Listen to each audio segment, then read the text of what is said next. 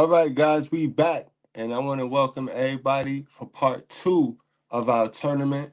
Guys, we got the big old tournament here, and part 1 was crazy, guys. Let me remind you that it's all about the votes, the votings, guys.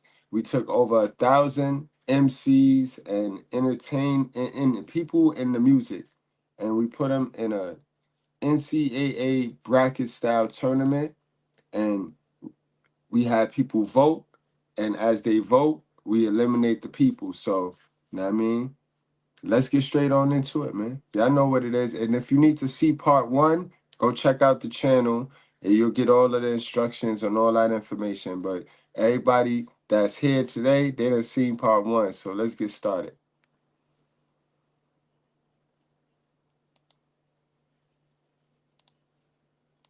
Patiently waiting, it's like an AIDS test. What's the results? Not positive. Who's the best? Pac, Nas, and Big. Far as I'm concerned, who's the best? Me and Jesus. Watched and drive, so give me all of mine and pesos. They saying that I'm top one, more or less the best. Let's travel through the vortex when vortex was a flex. You see them stats? You know what I am about? I am the champ. I'm Iron Mike and about. That was it. We was lit. Y'all wasn't even yet. We was 3-6 Wu-Tang mixed with Dipset. Get low, bus. Who be the king of the sound? Bust a bus back, they just put a lock on the town. This goes out for those that choose to use disrespectful views on the king of NY. I'm not saying I'm number 1. I'm sorry, I lied. I'm number 1, 2, 3, 4, and 5. I'm a cool G rap greatest of all times, and you can see it. Aside my rhymes and get the demo. It's the demo. Welcome back to the biggest hip-hop tournament in history, in which we determine the greatest rapper of all time, given a list of 1,024 rappers in total. In order to achieve this goal, I created 32 brackets and let my fans vote for their favorites. Just like in the previous 2 episodes, I will give my thoughts on the results of the voting. This video is the third part of the 5-episode series and covers brackets 17 to 24. If you haven't seen the results of bracket 1 to 16 yet, then make sure to check out part 1 and part 2. Again, guys, feel free to go check out it on the channel. Anyway, let's take a look at the results.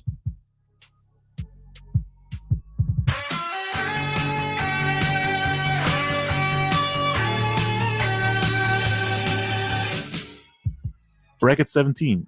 Agree with Papoose over Boss. Fashion over Markami. Hell no. To the no, no, no. Hell to the no. I'm a fan of both, but Markami has his own unique style. Fashion is kinda generic in comparison. I mean, some people say Markami is an MF Doom clone, but his way of rhyming, his flow, and his production is way different in my opinion. He has an interesting character, skill-wise slightly better than Fashion, and I also prefer his music. Fashion doesn't really have that much recognition value when it comes to style, voice, and overall persona. Markami is like the Rey Mysterio of rap. He is more secretive, we don't know much about him, and his music is less accessible. But his character and style just grabs your attention and makes you want to learn more about that guy. My cool, nigga. You smoking rocks. I don't want to hear these rap niggas spit a whole bunch of mumbo jumbo. Rock Marcy, of course better than whack-ass Pooh Shiesty. Joe Budden over Sauce Money, debatable. Something about his delivery and the way he was rapping just pissed me off, and I didn't like him or his music for a good decade. He sounds fake deep and pretentious at times, and is too overconfident when it comes to his rapping skills. At least early on, when he thought he was better than most members of the Wu-Tang Clan, Cannabis, legends like Melly Mel and Prodigy, when he was ranting about Vibe magazine's best rappers of all time brackets. You mean to tell me if Method Man was standing in front of my face right this second and we had to rap back and forth, that Method Man would be the victor against me? And even later on when he said he was better than Eminem. Eminem. He drew a 1 seed. Do you agree? Yes. I've been better than you this entire fucking decade. Well, I'm not gonna rap. Check this out, because I do this. If y'all keep booing, I will stop rapping completely. And that's just it.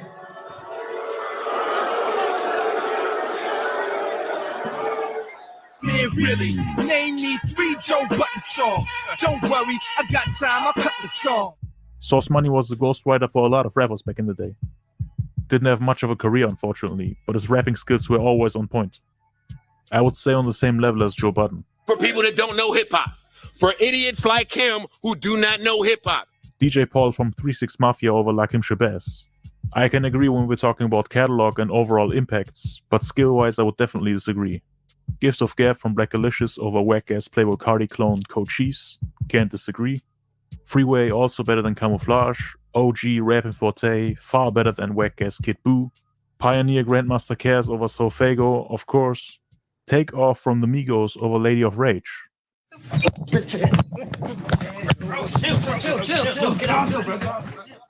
How is Left Off beating anybody in this tournament?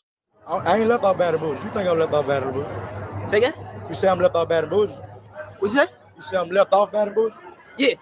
Do it look like I'm left off Bad and Bougie? What you say? Do it look like I'm left off Bad and Bougie? Mumble rap. I mean, in Take the cock out of your mouth and speak clearly, young man. Fuck this mumble blah, blah, blah. Speak clearly. Let me hear what the fuck you're saying. Also disagree with NLE Chopper over Big Scoop. NLE, mediocre at best, one-dimensional, made the same song Shutter Flow like a million times now, and his fans are still waiting for more. Agree with Scarface from the Ghetto Boys over Mr. Cheeks from the Lost Boys. Starang Wonder from Original Gun Clappers definitely better than Prince B from PNB Dawn. Also agree with Benny the Butcher over Lil Bibby. Don't care for Tony Yayo and Chingy, both trash to me, but Smoke Dizza better than No from Cunnilinguists is debatable. Skill-wise he might be superior, but the Cunnilinguists have a far better catalog. Papoose, of course, better than Fashawn. Joe Budden over Rock Marcy. You agree with that? No. Rock Marcy has the better catalog in my opinion. He's still putting out great projects. Like I said early on, Joe has one of the worst deliveries in hip-hop. Most of his quote-unquote deep and introspective songs sounded fake and unauthentic to me. And it took me... It is that... I think he being a little harsh on Joe Buttons there, but you know what I mean? He got his own opinion, but I think he being harsh. What y'all think about him? What did y'all think about that? What he's saying about Joe Buttons? He is a goofball. Feeling like making. A long time to get used to it. And now that I got used to it, I still don't like most of his songs. But look at this list. These niggas is whack on this list, huh? Okay, point out who you don't agree with the numbers. I'm better than most of the niggas that on this list. This list is about rapping. Battle rap wise, I don't think either one of you is top tier. Joe basically embarrassed himself against Harlow the Dawn and didn't do so well when he had his little beef going on with Cannabis, who basically bodied the entire Slaughterhouse crew. Joe might have the better punchlines, flows, and the better cadence, but Rock Marcy is overall the more skilled MC in my opinion. Plus he makes better music. DJ Paul is not better than Gift of Gab, I'm sorry. Not even close, rapping-wise. Gab had the better vocabulary, better flows, and always had multi-syllabic rhymes and dope metaphors, while DJ Paul always had nursery rhymes. If they rap back and forth together, both in their primes, DJ Paul would look like an amateur in comparison. Freeway is the more technically advanced rapper, but Rappin' Forte is a legend in the game, and has a higher status overall in the culture. We gotta strip these people of their legendary status. But his flow is outdated. Freeway is a lot sharper when it comes to lyricism, technical skills, and flows. Glad that Grandmaster Cares is getting some love, especially after Offset defeated Coke LaRock. When I see blasphemy like this, get the Migos the hell out of here. Scarface, of course, better than NLE Chopper, not even debatable. Agree with Ben the Butcher over Starang, especially when it comes to consistency and artistic output. And yes, Smoke Dizza is of course better than Tony Yayo, the worst member of G-Unit. Round 3. Papoose, easily better than Joe Budden, no question. You agree with that? No. Fuck. DJ Paul, better than Freeway? Don't think so. At least not skill-wise. Music and impact-wise, definitely. I also agree with Scarface over Grandmaster Caz, although Grandmaster Caz is a pioneer that's been around since 1974. He basically helped to make hip-hop what it is today. Without him, the first hit song in rap history probably wouldn't exist. I mean, there was Kington III by the Fatback Band, which was the first official rap song in history, but it wasn't really a hit. The first hit was Rapper's Delight by the Sugar Hill Gang, which was written by Grandmaster Caz. Not intentionally, though. Big Bang Hank actually stole Grandmaster Caz's lyrics, grouped together with Wonder Mike and Master G, and made a hit out of it behind his back. Back then, Grandmaster Caz called himself DJ Casanova Fly. Hank didn't even change that. Hit that like button. You're getting your hip-hop history lesson on today, guys. You're getting your hip-hop history lesson on. the part in the lyrics where he was supposed to spell his own name in the song. Check it out, I'm the CASN, the OVA, and the rest is FLY. I wrote everything Hank said on Rapper's Delight. All right. I'm the CASN, the OVA. That's my name, Casanova Fly. Okay. I agree with Ben the Butcher over Smoke Dizza in the final matchup of round 3. And in the semifinals, we had Papoose over DJ Paul, which I agree with, and Scarface over Benny the Butcher. With Scarface being the legend and wordsmith that he is, I can't be mad at him for kicking out Benny, who's one of my favorite rappers out right now. And in the finals, you pick Scarface over Papoose, which I can agree with. Nobody in this bracket comes close. I rap better than most of these niggas. Whoever constructed this list, and then they're not even man enough to put their name up here. So when I tell them that they can suck dick, I'm wrong?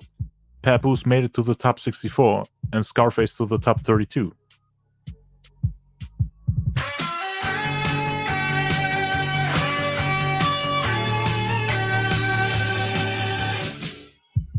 Bracket 18. One-hit wonder Jibs over Ladybug Mecca from Diggable Planets.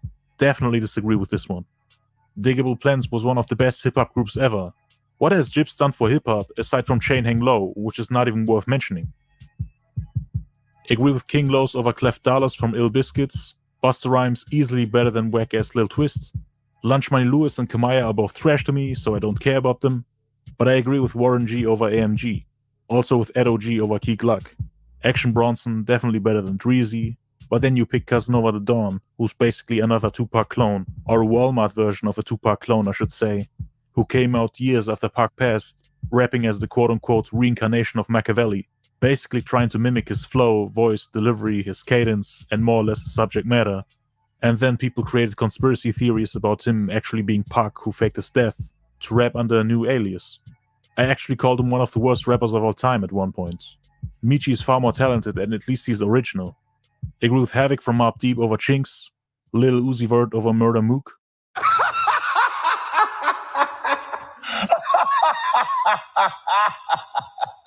I grew up always on the bigger side as a kid. I was always... For those of you that's new, don't forget they shitting on all the battle rappers. They got all the battle rappers out of here. Like, I don't know why, but people just don't vote for battle rappers because they're so underground and they just don't know them. They just don't know them. Continued into... Murder Mook, one of the illest battle rappers ever, loses to whack-ass Lil Uzi Vert, who, by the way, doesn't even write his own whack-ass lyrics. He has ghostwriters like most rap artists today that make quote-unquote vibe music.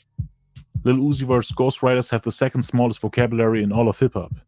He has a weak subject matter, never had a punchline in his life, and makes trash music in my opinion. I mean, the music part is of course subjective, but aside from his melodies, catchy autotune hooks, and nice beats, he doesn't have much to offer. You can't tell me that he stands out in any aspect of rapping.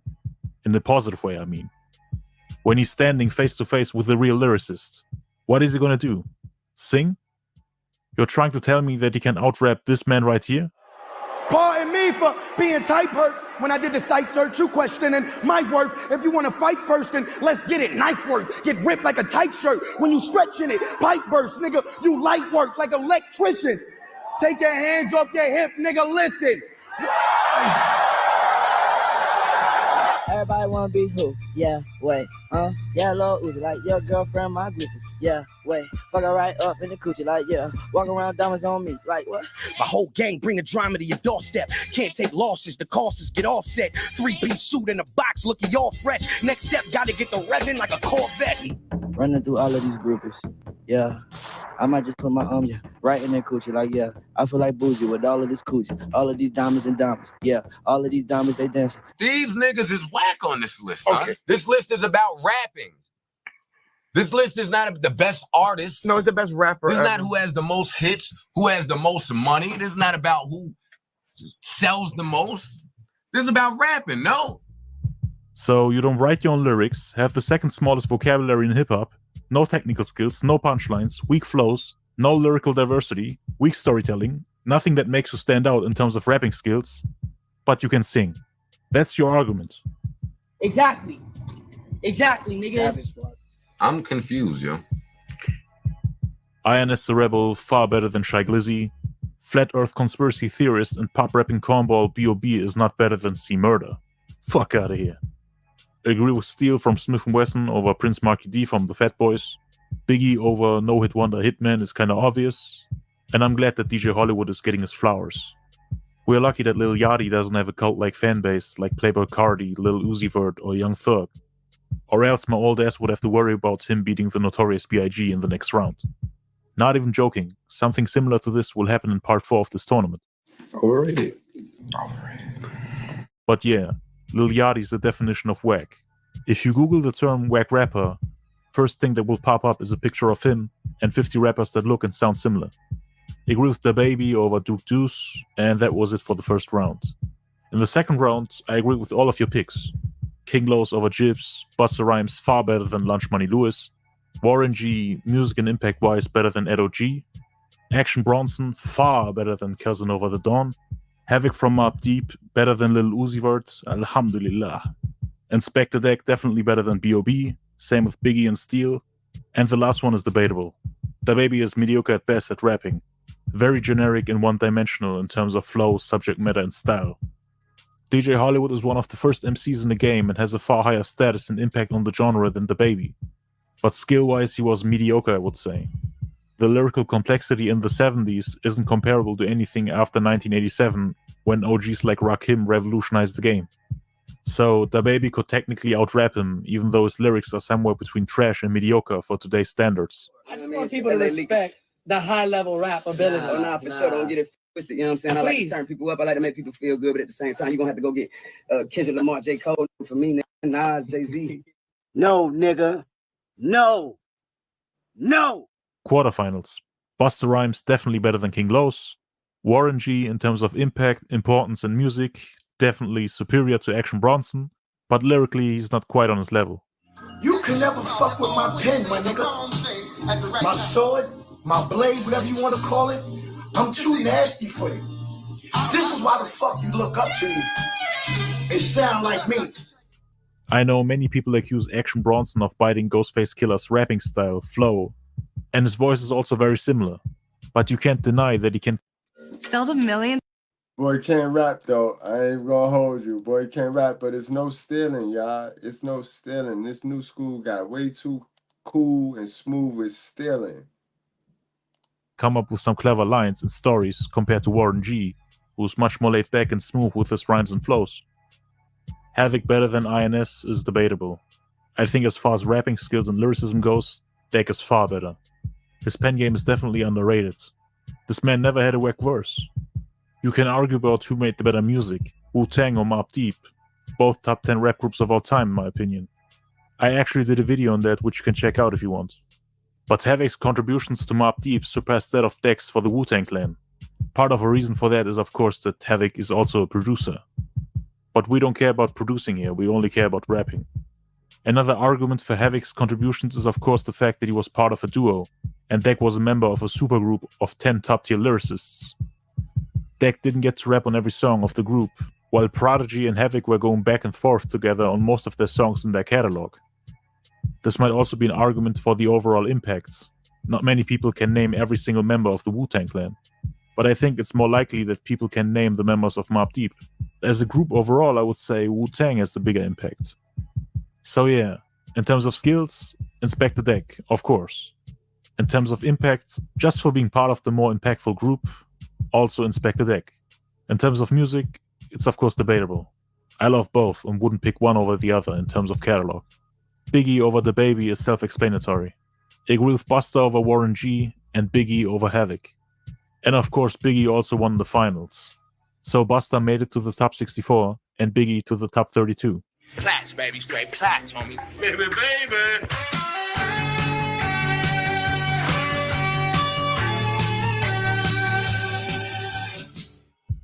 Round 19. Mike D from the Beastie Boys over Drakeo the Ruler. Missy Elliott over Tom McDonald. Thomas fucking McDonald. He looks like a mumble rapper, but he's fuck out of here. Corny ass nigga. Mace over the God Fahim. I'm a fan of both, but Fahim is probably the better lyricist. Although I don't know how a battle between those two would look like if both of them were in their primes. Mace was more aggressive and lyrical early on, back when he was Murder Mace. He kind of switched up his style when he got more commercial with Puffy. I always underestimated Mace before seeing him destroy Cameron 20 years after his prime. While Killer Cam was in better shape, I would say, Mace was already done with rap. Fahim doesn't have the hits Mace has, only underground joints that rap geeks like me want to listen to. Doesn't have the status, the importance to the game, and also zero impact. In terms of style, he doesn't really stick out as much compared to other rappers of the same bracket. Mace's sound was more unique and he was more versatile throughout his career in my opinion. Agree with Chance the Rapper over Kia, Joel Ortiz over Young Gravy, Conniver from D12 over Post Malone, Stickman from Dead Prez over Special Ed, although it's debatable in my opinion. Special Ed's rapping style is kind of outdated, but he's much more of a legend than both Stickman and M1 from the group. And I think his flow impacted the game more in general, but he's less skilled and probably would lose in a battle. Agree with Joyner Lucas over YNJ, Saba over Moni Love, but Silk the Shaka over Aaron May? Silk was always a prime example for a whack MC. Whack bars, weak cadences and flows, the prototype of an offbeat rapper. With Silk the Shaka was the first on Blueface, y'all. Silk the Shaka rapped like Blueface. rhymes and flows that are all over the place. Let's get started. It's like I can't finish. Take my gun to war. If you know you can't win it, we'll make our money no game. And I'll be seeing shit that ain't there. It ain't there, but I'll be seeing shit. I'll be places without being seen there, but being seen places without even being there. Okay. The only reason he ever had a music career was his big brother Master P, owner of the record company No Limit Records. Master P opened doors for him, promoted the shit out of his music, and even made him appear on the cover of the Source magazine, next to giants like Corrupt and DMX. He basically took the spot of 5 legends, Big Pun, Cameron, Cannabis, Noriega, and Capodanno. They all deserved it more than Silk, all leagues ahead of him, skill-wise. But I guess they wanted to represent the South. You know, Corrupt as a representative for the West, X for the East, and Silk for the South. Are you sick of having issues with your webinars, wasting? Amazing, yo. That was interesting. I didn't even know that one. I didn't know that was behind that. But I remember that Source magazine, man. Shit, we had all of them, y'all. Salute to the Source magazine collectors, y'all. Don't forget, hit that like button, y'all. Hit that like button. Silk as the face of the South. Hilarious. But to be completely honest with you, I like his music more than Aaron Mace, even though he's the old school version of Blueface. Smooth B from Nice and Smooth over Lil Dap from Group Home. Debatable. But I think I would pick Lil Dap instead. Prefers style and music, and he's also more skilled in my opinion. Wiz Khalifa is definitely not better than Timbo King. He's mediocre at best, doesn't stick out in any aspect of rapping, gets carried by his beats, only has a couple of decent songs, gets help from ghostwriters, and is just overall boring and uninteresting to me. Pusha T over Dragon is understandable, but Shaq West over Rock from Helter Skelter is ridiculous. Shaq is just a one-hit wonder, doesn't have any talent or rapping skills whatsoever. Rock, on the other hand, made some amazing music with the late great Sean Price, OGC, and the remaining members of the Bootcamp clique. Lauryn Hill over Low-Key is self-explanatory, and I also agree with Granddaddy IU over Wiley. In round 2 we had Missy Elliott over Mike D, which is agreeable, but I definitely disagree with your ranking for Chance the Rapper and Mace. How is Chance better than Mace? Wow. The guy who killed Cameron. Mace. Wow. I love Mace. Mace is dope. There was a time when I finally got past Chance's corniness, his annoying voice, delivery. That was like in 2017, 2018, you know? I'm not the biggest fan of fake positive rap, but at one point I got used to it, and then his long-awaited debut album, The Big Day, dropped, which is one of the worst albums I've ever heard. The first album in most cases is the best, and it's slowly starting to go downhill after the Sophomore project.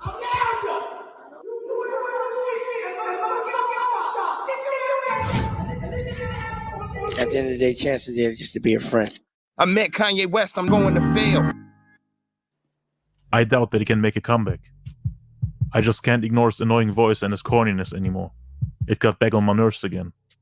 So, right now, I don't even want to hear anything new from him. Kinda like Hobson. My opinion on them changes like every year. It's like a roller coaster. Chance is back in the trash category for me. So, I gotta go with Mace in this matchup. Conniver's not better than Joel Ortiz. Come on now. That No. already. This is a voice. Joel Ortiz Automatically was the best one. Joel Ortiz to me was the best one in the slaughterhouse. a disqualification of this So tournament. Slaughterhouse, you got half of the best rap group ever fucking invented not on the list. I'm offended. Joyner Lucas over Stickman. Spank you right now, young nigga. Don't make me do it, young nigga. Joyner fell off hard. And just like with Chance, the corniness got on my nerves over time. And his music is very generic now.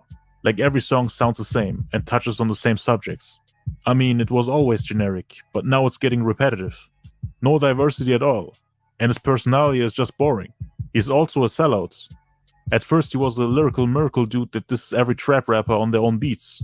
And now he's making songs with everyone he called trash a few years ago. Doing the exact same things he criticized in his disses, like flexing ice and jewelry.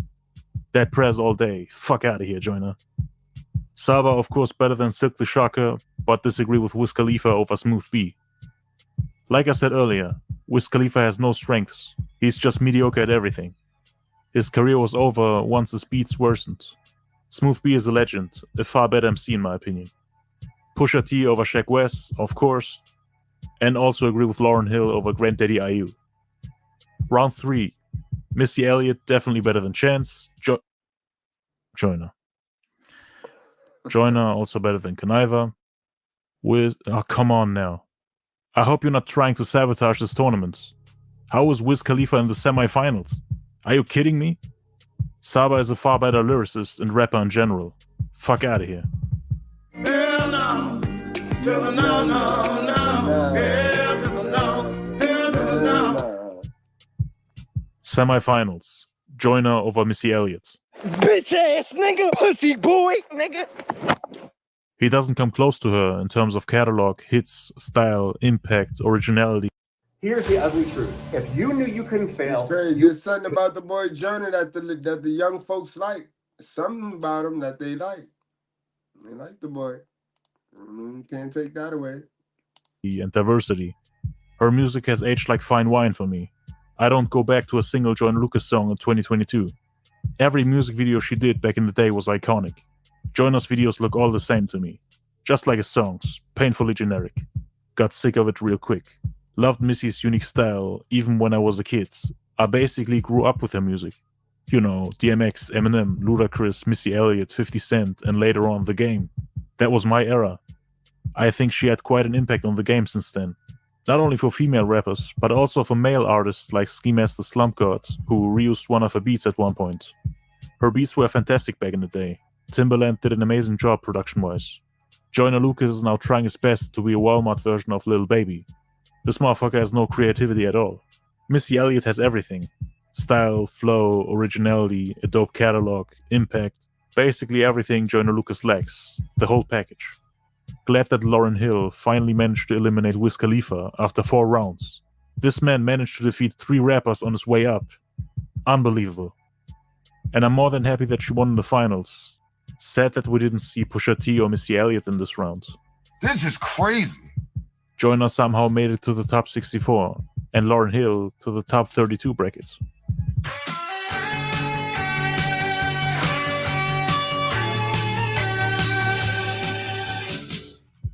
Bracket 20.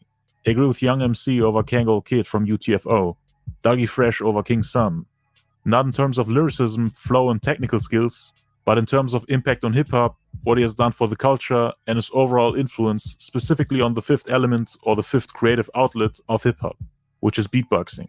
Some of the pioneers say knowledge is the 5th element, and that beatboxing came later on. So the last element is not clearly defined. There are also people who say that hip-hop only has 4 elements, leaving out knowledge and beatboxing entirely. But Dougie Fresh was definitely a pioneer and basically the face of that outlet.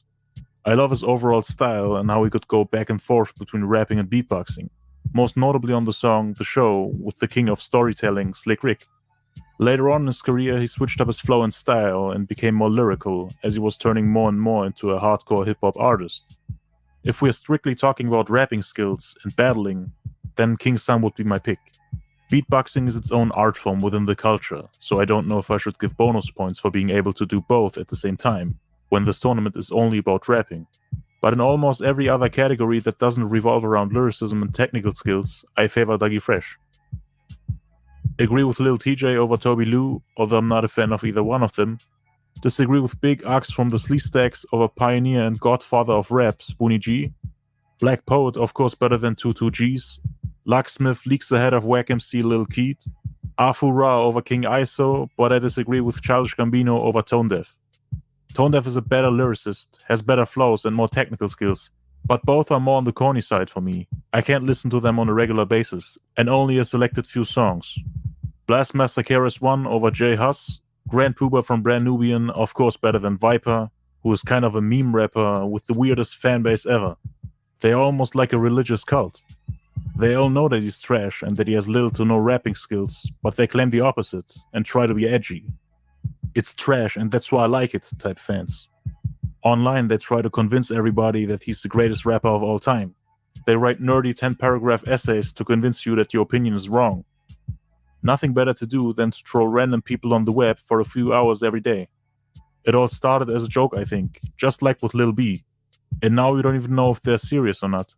MC Supernet, of course, better than Lil Flip. Twister, skill and music-wise superior to A Boogie. Don't care for China Mac and Cowboy. China Mac's music is boring and there's nothing likable about it. And Cowboy is just ass in general. Cowboy. Never heard of him. Stormzy definitely better than One Hit Wonder Mims. Also agree with Chip Fu from the Fushnikins over FGB Duck, but have to disagree with the last one. You can't tell me that Genesis Owusu is more skilled than Slane. Come on now. Round 2. Dougie Fresh over Young MC. Lil TJ over Big Ox. Highly disagree with this one. He doesn't have any rapping skills that stand out. He also sounds like a whiny little kid on autotune. Not the type of music I'm into. Black Poet versus Locksmith is debatable. Locksmith might be the better lyricist, but he's one-dimensional and doesn't have much originality. I prefer Black Poet's flow and music in general. Afu Ra should have won against Childish Gambino in my opinion. He's very underrated, lyrically leagues ahead of Childish Gambino. Music-wise, of course, debatable, but I go back to Afu's catalog more than Gambino's. Like, he doesn't have an album on the level of Body of the Life Force or Life Force Radio. No song on the level of Defeat, which features an amazing primo beat, dope bars and smooth flows. Whirlwind Through Cities, Equality, Mic Stands, Lyrical Monster, Boulevard, just check out his catalog. Gambino's music grew off me over the past few years. Most of his songs are cringe and annoying to me. At least right now as I'm recording this.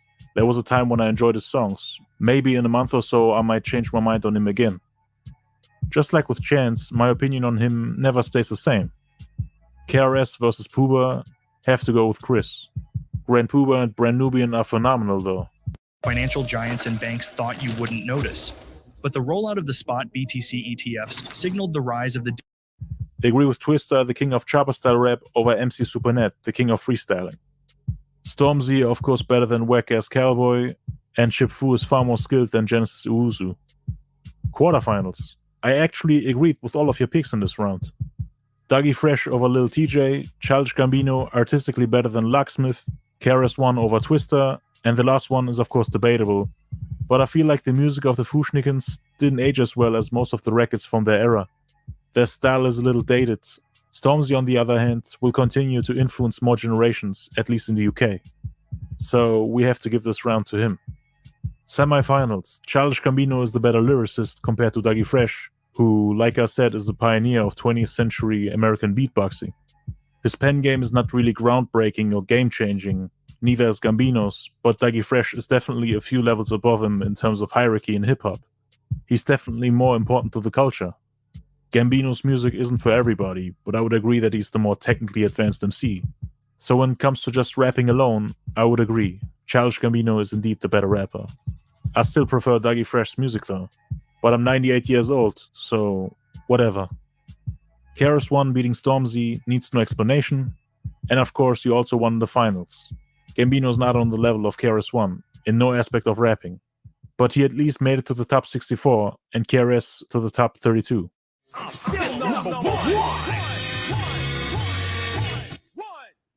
Battle over.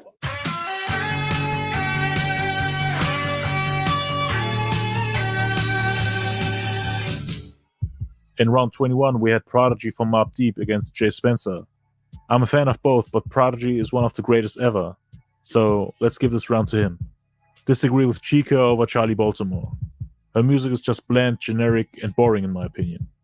Kid from Kid and Play, definitely better than Doughboy. Same with Boss and CJ. Also with J-Leg and YZ. G-Eazy over Psycho Les from the Beatnuts is debatable. I'm not much of a fan of G-Eazy's music, at least not anymore. The Beatnuts at least made undeniable classics. Watch Out Now and Off the Books with Big Pun and Cuban Link are two songs that I recommend you checking out. Steady B versus... When I glide, I slide, might slip around. No explanations needed. Same with the next matchup, Polo G versus Lil Mama. Danny Brown better than Dana Dane. Never really liked Trey the Truth's music, but rapping wise he's definitely better than Kodak Black. I'm better than Tupac and Biggie. Hey, your mama ain't shit, your daddy ain't shit. RZA of course better than Ocean Wisdom, but Derez Deshawn is not better than Iron Solomon. Come on now. But I agree with No Name over Sonya Blade, also with 8 Ball over Black Youngster. Billy Woods from Arm & Hammer, far better than One Hit Wonder Stay Solid Rocky. And the same goes for Devin the Dude and Honeycomb Brazy. In the second round, I agreed with every single one of your picks, except for the matchup between No Name and 8 Ball. Prodigy over Chica, Kid from Kid and Play over Boss, J Electronica, far better than G-Eazy, Polo G over Steady B, same with Danny Brown and Trader Truth, RZA and Derez Deshawn, and Billy Woods and Devin the Dude. Quarterfinals. Agree with Prodigy over Kid from Kid and Play, J Electronica, leaks out of Polo G, RZA, both music and skill-wise better than Danny Brown, and you're definitely tripping with 8 Ball over Billy Woods. Semifinals. Prodigy defeated J Electronica, and RZA eliminated 8 Ball. Agree with both rankings. In the finals you picked Prodigy over RZA, which I agree with. What was wrong with that? I like Prodigy. Maybe not in terms of vocabulary and rhyme schemes, as RZA is much more of a wordsmith than P, but Prodigy has the better punchlines, stories, the better flow, and the better cadence. His style and flow is much more digestible, and he shines on more songs than RZA in my opinion. Not just on his Mobb Deep records, but also his solo work and his features. RZA has an unorthodox flow that many rap fans have a problem with. Me personally, I love his rapping style, but I can understand people who don't enjoy his verses as much as the ones from other members of the Wu-Tang Clan. The people who pick RZA as their favorite rapper of the Wu-Tang Clan are in the minority. I think Method Man, Ghostface Killer, Raekwon the Chef, Jizza, ODB, and Inspector Deck were far more popular, even though he's the leader of the group. And that's because of how well they can flow over every beat. Excluding ODB, of course, he's just unpredictable and crazy with his flow. RZA kind of goes overboard with his rhymes and the amount of syllables he puts into a single bar, and his cadence is just all over the place in the end. Best example for this is the song The Anthem, with RZA, Tech 9, Eminem, Exhibit, Pharoah Monch, Kool G Rap, and KRS-One. RZA got outshined by pretty much everybody, and his unique rapping style doesn't work on every beat. Him and ODB are probably the two members that stick out the most when it comes to quote-unquote being offbeat. But RZA is definitely up there with the greatest, bringing all members together like the Avengers, and giving us classics even without the group. He has dope solo records, and also hits with the Gravediggers. At the end of the day, both Mobb Deep and Wu-Tang are among the 10 best rap groups of all time, so RZA not being able to shine as much as Prodigy is not even a big deal. Both are legends and both are GOATs. RZA made it to the top 64 and Prodigy to the top 32.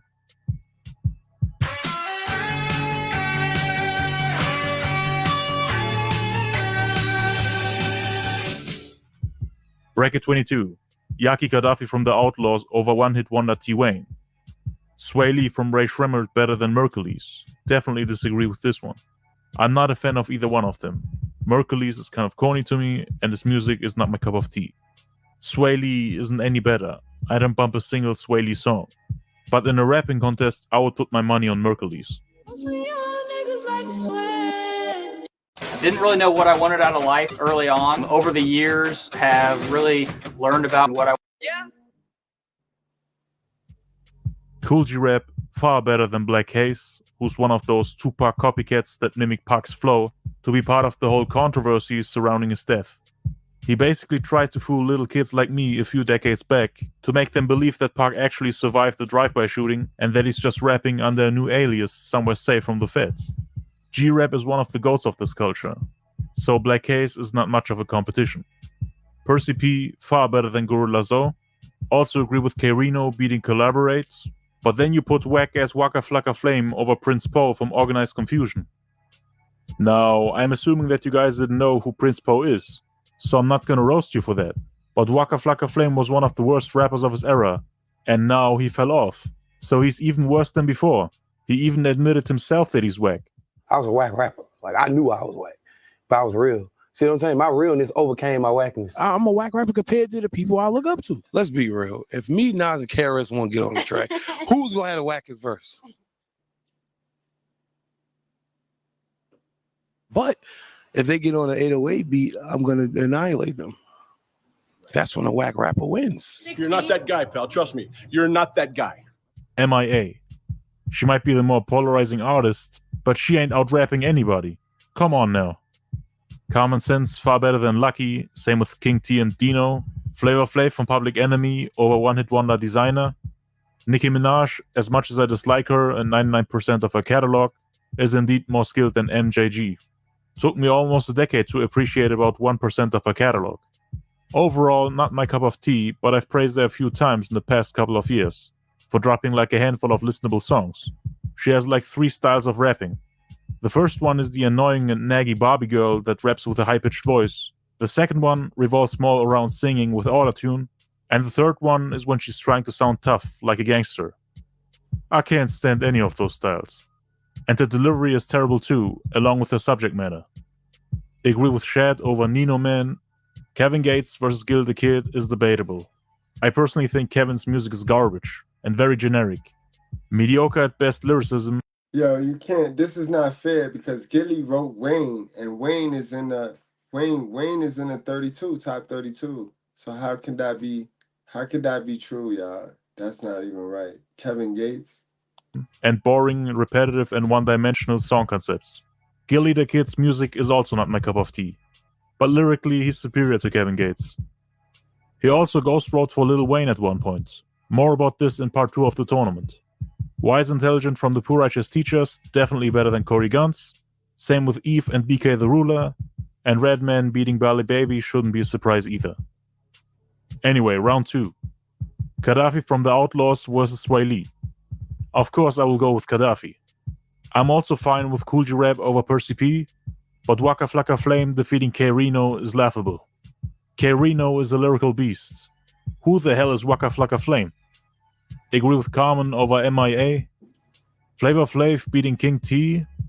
I don't know, man. Flav was much more of a hype man than a rapper. He did rap once in a while, like on 911 as a joke, but I can't put him on the same level as King T when it comes to rapping skills. Flav is of course an icon, and probably the best hype man ever, but I don't think he can out-rap King T. Nicki Minaj over Shad. Lyrically, Shad is way superior, not just in terms of content, but also when it comes to rhyme schemes, punchlines, vocabulary, storytelling, meaning, and overall wittiness. Music-wise, I was never really a fan of Nicki's catalog. You can't be mad at me for not bumping quote-unquote bad bitch music on a daily basis. I don't know if I can name 5 songs of her that I genuinely like. In terms of beat selection, Nicki has of course the advantage. Impact and influence-wise, I would also give it to her. Shad doesn't really have as big of a role in hip-hop as Nicki Minaj. I prefer Shad's flow, his overall sound, his delivery, and like I said, he's way more skilled in my opinion. Kevin Gates is not better than Wise Intelligent. In no category. I think I already explained you enough what I think about Kevin Gates' music. Every song from him sounds the same. No diversity, no... Yo, this is rigged, bro. It's definitely rigged, y'all. Y'all don't forget to hit that like button. It's in the top right, 3 dots. Man, it's rigged. The fans must be young. They must be a young audience, a younger audience. I'm Katie with StreamYard. Originality, not much content, just the same old, made it out of nothing, and now I'm rich and wealthy. Basic lyrics that are supposed to motivate the listener. the same auto-tuned hooks, and every song is basically structured the same, from the beats to the hooks and the overall topic. Wise Intelligent is a pioneer for what people call conscious hip-hop, and he made music that I go back to on a regular basis. Much more lyrical, better flows, more impactful, more meaning in his rhymes, better vocabulary, and basically superior in every aspect. And Redman is of course better than Eve. Round 3. I agreed with pretty much everything except for the Flavor Flav and Nicki Minaj placement. As much as I hate Nicki as a rapper, I don't think Flav could out-rap her even in his prime. He wasn't really that much of a rapper. Chuck D was basically the lyricist in Public Enemy. Flav only rapped for a couple of times, and aside from that, he only did the ad-libs. Yeah, boy! Let's give this round to Nicki, even if her music is trash and cancerous to some extent. Her pen game is indeed superior. G-Rap far better than Gaddafi, and I'm glad that Waka Flocka is finally eliminated. Which means Carmen is in the semi-finals, along with Redman, who took out Kevin Gates, another motherfucker that made it too high in the tournament. I'm not hating. I don't hate anybody up here. All of these guys are my peers. Anyway, in the semi-finals you voted for Kool G Rap over Common Sense, which was the right thing to do in my opinion, and I also agree with Redman over Flavor Flav. But then in the finals you made him beat Kool G Rap, which I personally disagree with. Nah, Don't get me Redman wrong, better. Redman's a top below. TMC, top 20 I would say. Redman But G-Rap below. is such an important figure to hip-hop, I'm pretty sure he was a big influence for Redman as well. He was a member of the Juice Crew in the 80s and became one of the most skilled and innovative MCs of all time. He made multisyllabic rhyming more popular with legends like Rakim and Big Daddy Kane. They took rap to the next level and are the reason why lyricism played such a huge role in the late 80s and 90s. He also had long rhyme chains that sometimes go on for entire verses. Amazing storytelling, punchlines, wordplay, freestyling skills, and he also pioneered mafioso rap. Basically made gangster rap popular in the East Coast. You know, Schoolie D more or less invented it, but G-Rap took it to the next level, in New York at least. That's where people like Nas, Jay-Z, The Notorious B.I.G., Raekwon the Chef, the whole Junior Mafia clique, Rockefeller, The Firm, got their inspiration from, when it comes to the whole Mafia, Don, Capo image. Gangster rap was different on both coasts. On the West, you had the thug and gang member image, and on the East, the mafiosi image. G-Rap also inspired the underground scene, and rappers who call themselves real lyricists. When it comes to feature verses and collaborations, G-Rap is also known for out-rapping everyone else on the records. Like Nas, for example, on Fast Life. Even when he jumped on Cannabis's Allied Metaforces, when he more or less was past his prime, he still managed to outshine him on his own song, and Cannabis is one of the illest lyricists of all time, so not everybody can do that. Matter of fact, when Cannabis did a collab with Redman on the Lost Boys joint Beasts from the East, Cannabis actually annihilated Redman on the song, and Reggie wasn't playing on that record. That was actually one of his best verses, but still, G-Rap basically out-rapped the guy who out-rapped Redman, even when he was past his prime, when Cannabis reached his lyrical peak. Anytime, going up against a Cannabis or somebody like that, that's a challenge, you know what I'm saying? So it's exciting.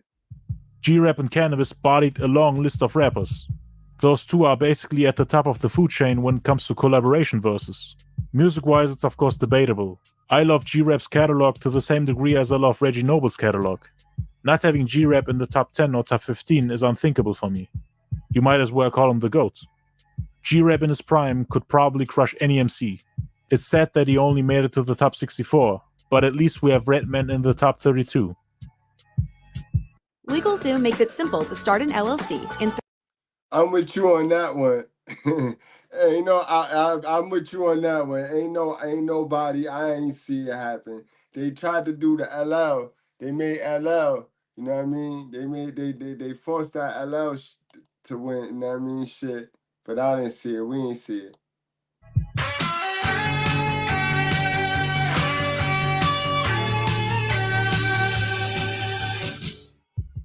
Bracket 23. K-Solo versus Mad Ox. Of course, we gotta go with K-Solo. Too Short, also better than Laquelle. Agree with Rick Ross over Yo-Yo, although I'm not a fan of either one of them. I couldn't stand Ross when I first heard him in the mid-2000s. And he appeared on numerous worst rappers lists of mine between 2008 and 2016. mainly because I thought they were overrated and got too much praise and love from dick riders who were making them out to be top tier MCs. Ross is not the only rapper from that era who got that level of love. I think you know the rappers I'm talking about that took over the game in the mid to late 2000s and that never really received much praise from me. I don't want to bring him up all the time, but my fans know who I'm talking about. I couldn't stand them back then, but I began to appreciate at least a fraction of their work, when the game became even more watered down and when even worse rappers emerged in the 2010s. Still wouldn't call them great MCs though. I never really saw Rick Ross as one of the lyrical dudes, or as a skilled MC that rivals legends from the 80s and 90s. He was actually one of the worst lyricists of his era, but compared to today's standards, I would call him mediocre. Back then I called anyone trash who was a worse lyricist than Ross, and over the years I started to set the bar lower and lower, even though I probably shouldn't. Necro is a lyrical beast and shouldn't lose to somebody like a young nudie. Self Jupiter from Freestyle Fellowship, worlds better than whack-ass Lil Mosey. Quavo from the Migos over Boldy James. In terms of what? Drip, ice, flexing? Fuck out of here. No, I'm not the biggest Cage fan, but you're gonna tell me that Bow Wow was a better rapper? He had T.I., Jadakiss, The Bread, Corrupt, and dozen other MCs ghostwriting for him, even in his quote-unquote prime. You're gonna tell me that the same guy who's unable to out-rap himself when he was 13 years old can out-rap Cage? A guy who, quote-unquote, inspired Eminem? I guess M was inspired by the wrong person. I agree with Kevin Abstract from Brockhampton over Black, also with Q-Tip from A Tribe Called Quest over Ian Dior, Isaiah Rashad over Icewear Vezo, but Nicki Minaj clone Erica Banks over lyricist and battle MC Idea is a terrible take in my opinion. T.Y. $sign better than Jean Grey? Really? Jean Grey is a lyrical beast with one of the largest vocabularies in hip-hop. She's also a dope storyteller, but she can't sing, so young boy better. Agree with Special One from the Conscious Daughters over Cupcake. JPEG Mafia definitely better than Julio, but we are once again putting melodic rappers over highly skilled lyricists. Sue Surf is worlds better than 24K Golden, but you made Chris Brown and T.Y. $sign win, and over 20 battle MCs lose in the first round, so I shouldn't be surprised.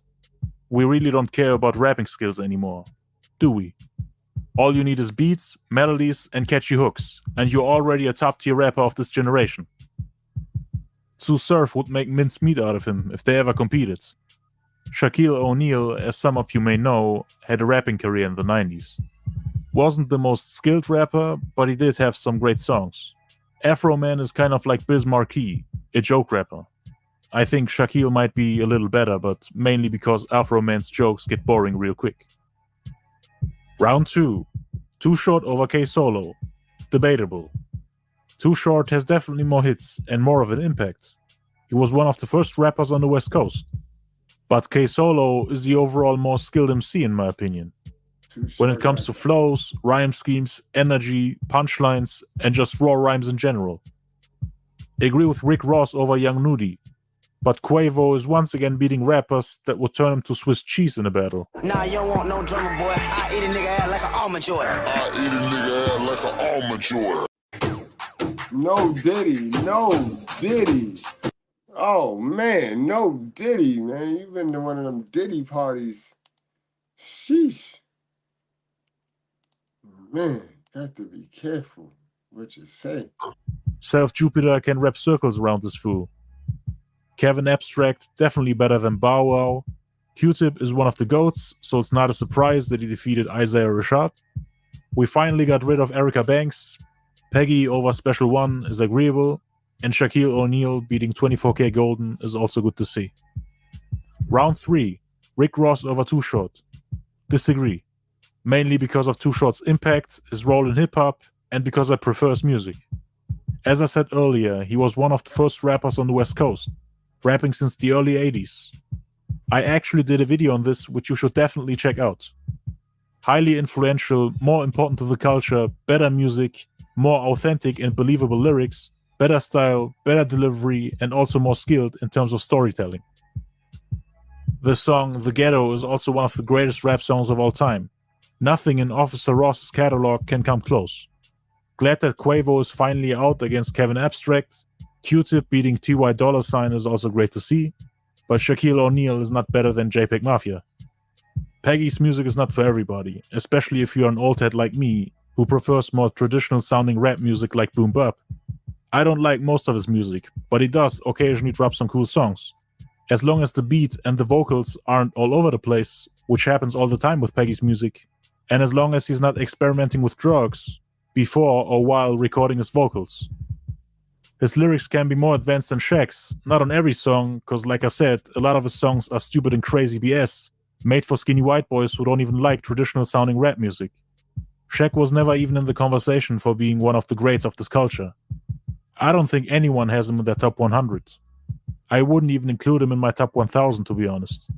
But let's move on to the semifinals. Rick Ross better than Kevin Abstract. Status and impact wise, yes. Music wise it's debatable, but skill wise I would have to go with Kevin. I don't like Brockhampton's music as much as I used to, and Rick Ross's music is still mediocre to me, with some exceptions. And Q-Tip is objectively a better rapper than Shaquille O'Neal, who made it to the top 128, ladies and gentlemen. In the finals, you rank Q-Tip over Rick Ross. So Rick Ross made it to the top 64, and Q-Tip to the top 32.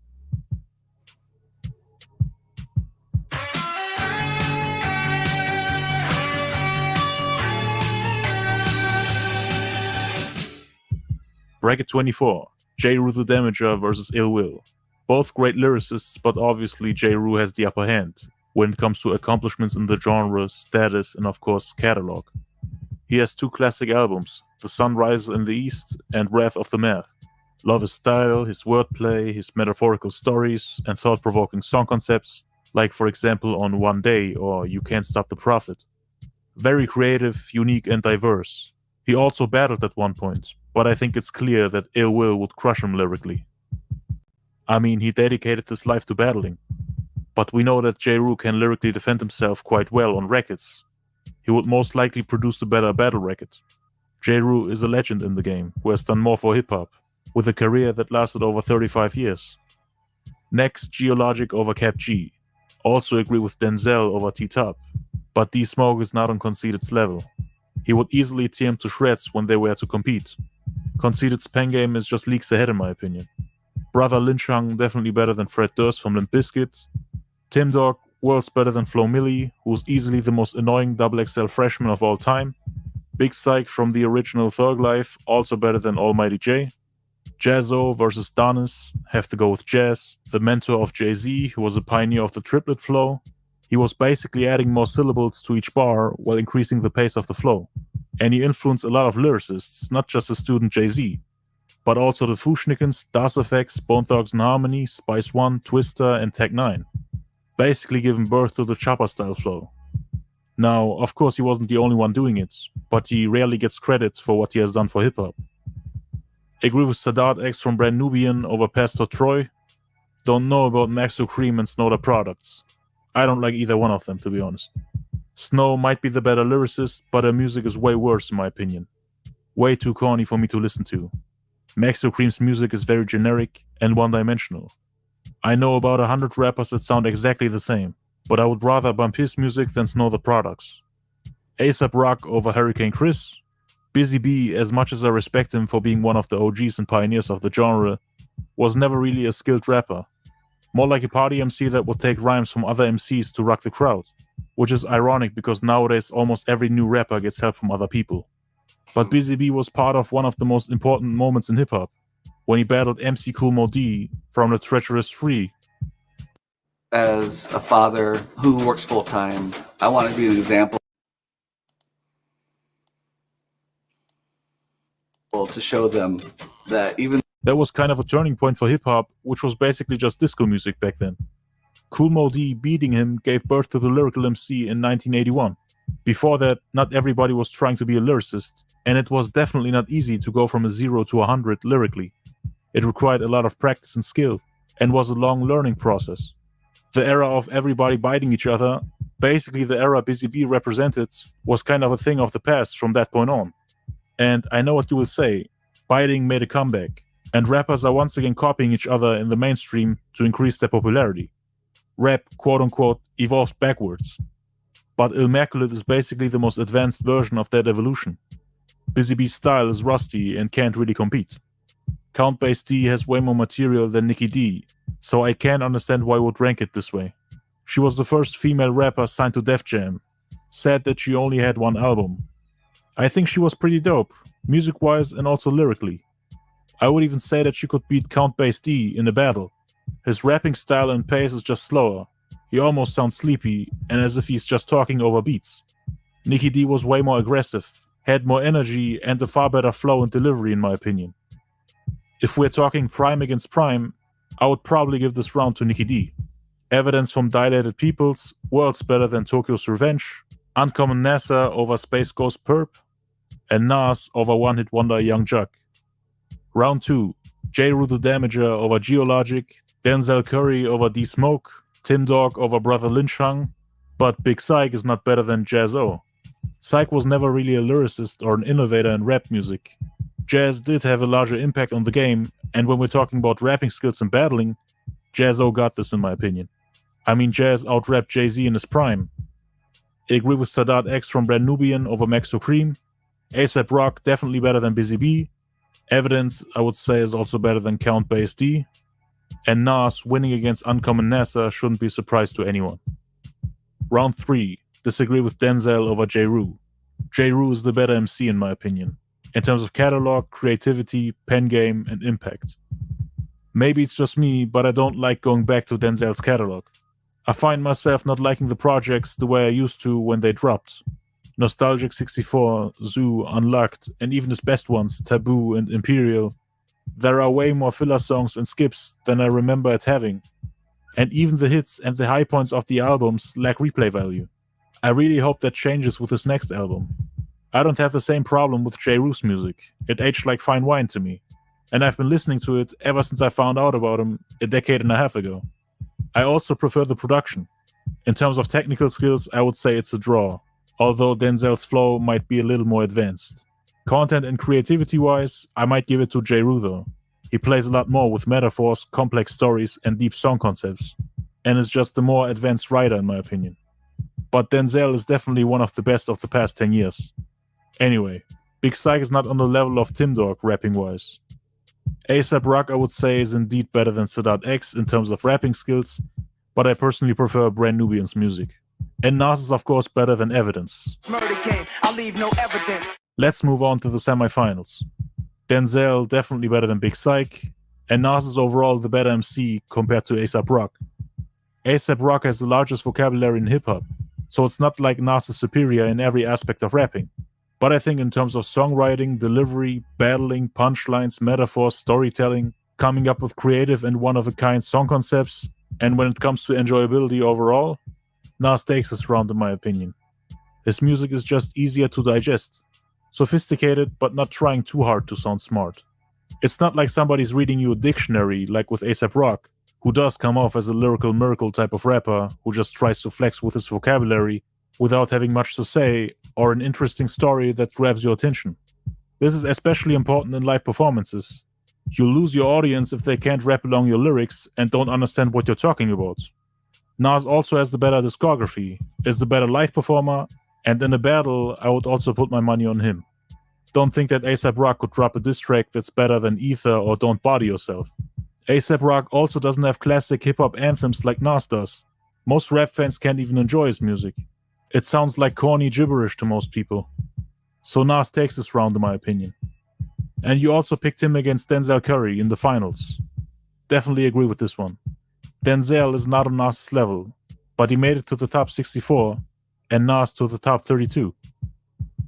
Anyway, that was it for part 3 of this tournament. So far we covered bracket 1 to 25. Stay tuned, guys. We're going to be pulling it up. We're going to another more bracket. We're going to more brackets. Let's pull up some more brackets.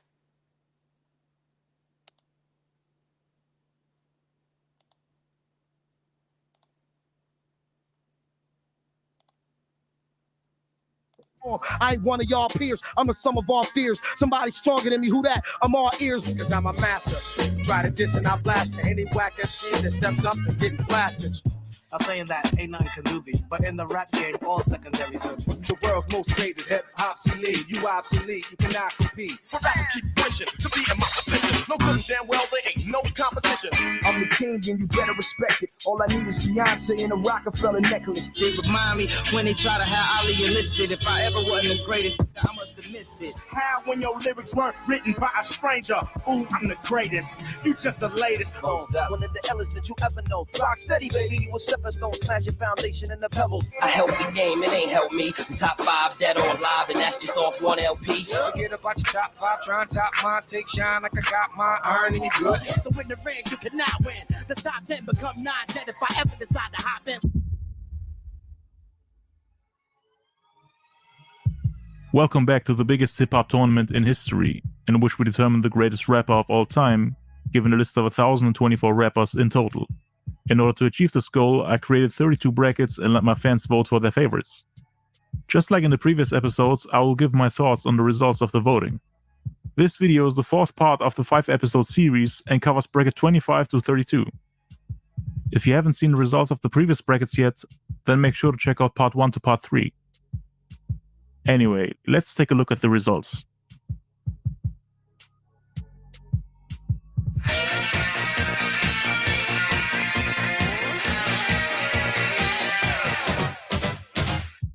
Bracket number 25, Ski Master Slump God over Killer Sin. Terrible take in my opinion. Killer Sin could wrap circles around him. He not only lost his voice, delivery, his overall ability to make exciting and enjoyable music, but he fell off so hard that it's very unlikely for him to recover, dropping trash-ass songs and projects for like half a decade now. He's honestly just a big disappointment. I had high hopes for him. Soulja Boy over Uncle Murder. Unbelievable. I mean, don't get me wrong, Uncle Murder is not a great rapper, like, at all. Mediocre at best, but Soulja Boy is a definition of whack. He's always been that way. Chamillionaire over Fujiano. Of course. Big Bang Hank from the legendary Sugar Hill Gang over Ashniko, one of the most annoying rappers in existence. Scientific over Geechee Sway from Camp Low. Agreeable in terms of lyrical complexity and rapping skills. Maybe not in terms of flow, impact, and catalog though, cause Scientific died way too early and unfortunately didn't have much of a career. Fabio Foreign over Slim Kid Trey from the Far Side. Really? In what world is this walking ad-lib better than one of the members of the Far Side? Which, by the way, is up there with the greatest rap groups of all time.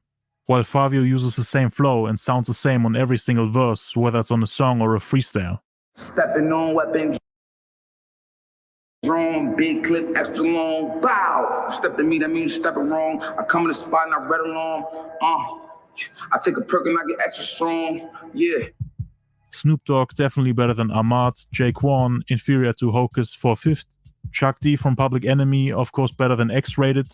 David Diggs from Clipping, skill-wise superior to Rich Brian. Young Buck over Stevie Stone, same with Yakmar from the Loonies and POS. And of course Method Man is better than Zero. But look at this shit right here. Young Thug over Hitman Holla, one of the best battle rappers ever. I mean, it's not a surprise to me at this point, we've seen this in previous parts of the tournament. You guys don't think much of battle rappers, I get that now. And that whack motherfucker Young Thug has the most delusional standbase ever. After Playboy Cardi, XXXTentacion and Kanye West of course. I can't really name you that many rappers who would get out-rapped by Thugger. The gap in skill between them is ridiculous. If we're talking about personal enjoyment, I don't really enjoy any of his music. I don't bump a single Young Thug song, not my cup of tea, just trash to me.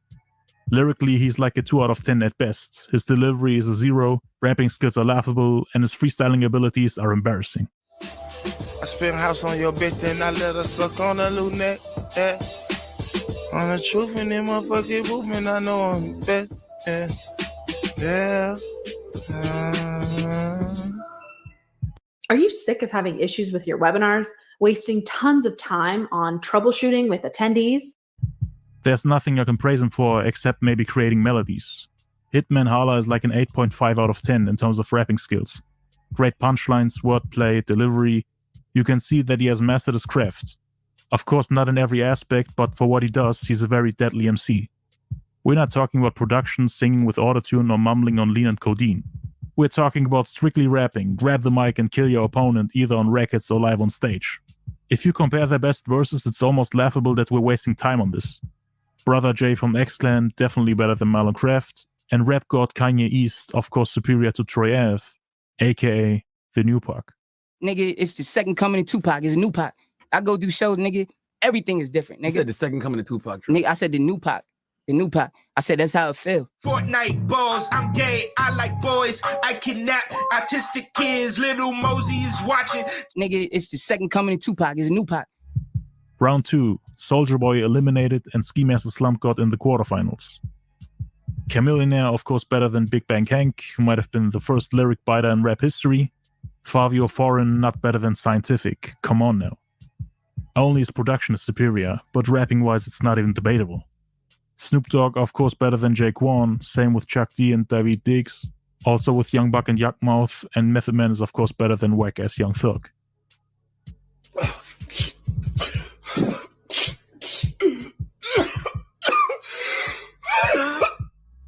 The last one hurt my soul. Brother J is an OG, one of the best conscious rappers ever, with a unique style, flow, and his music overall was just one of a kind. Kanye East, on the other hand, is just a meme, some guy who raps random suspect lyrics on live streams. I added him just for fun, didn't know that he would ruin the tournament. But it was great to see that he could beat whack-ass Troy Ave. I just hope nobody voted for him thinking it's Kanye West, because Kanye East is obviously better. Hi Kanye, laugh my ass off, you a legend, garb, I love feet, age is a number, kiddo, balls, I rap ocean water, big nigga balls. Round 3. Ski Mask in terms of flow, definitely better than Chamillionaire, but I prefer Chamillionaire's music. Ski Mask grew off me heavily. Snoop Dogg finally got Fabio the hell out of here. Chuck D far better than Young Buck, and Method Man, thank God, prevented Kanye East from causing any further damage to the tournament. In the semifinals, we had Snoop Dogg winning against Ski Mask the Slump God. Definitely agree with this one, but I'm not so sure about Method Man over Chuck D. Don't get me wrong, Method Man is a dope MC. He's better than Chuck D when it comes to vocabulary, punchlines, wordplay, and flow in general. But Chuck D had far more meaningful content in his raps. He was more political and socially conscious than every other MC in history. He's the face of political and socially conscious hip-hop. Public Enemy was truly one of a kind. You couldn't really compare them to any other group, because they had their own lane. Chuck D had a powerful voice and was almost like a history teacher in his raps. If we're comparing Public Enemy with the Wu-Tang Clan, then I would of course pick the Wu-Tang Clan. But I don't think Method Man's solo catalog is up there with Public Enemy's discography. Chuck was the MC of the group, main guy, basically the voice of it. Method Man, on the other hand, was one of the many ingredients, but probably the most popular one. Unlike Chuck, who didn't hear him on almost every record of the group. So Chuck D was probably more important to Public Enemy than Method Man was to the Wu-Tang Clan. But battling-wise, I would definitely go with Meth though. I don't think Chuck could out-rap him. So you could make an argument for both. Just said that Chuck didn't make it to the top 64. In the finals, you picked Method Man over Snoop Dogg, which I definitely agree with.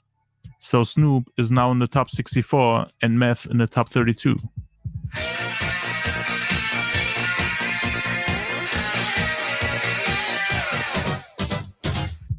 Bracket 26, Chef G, definitely not better than Sarok, neither skill nor music-wise.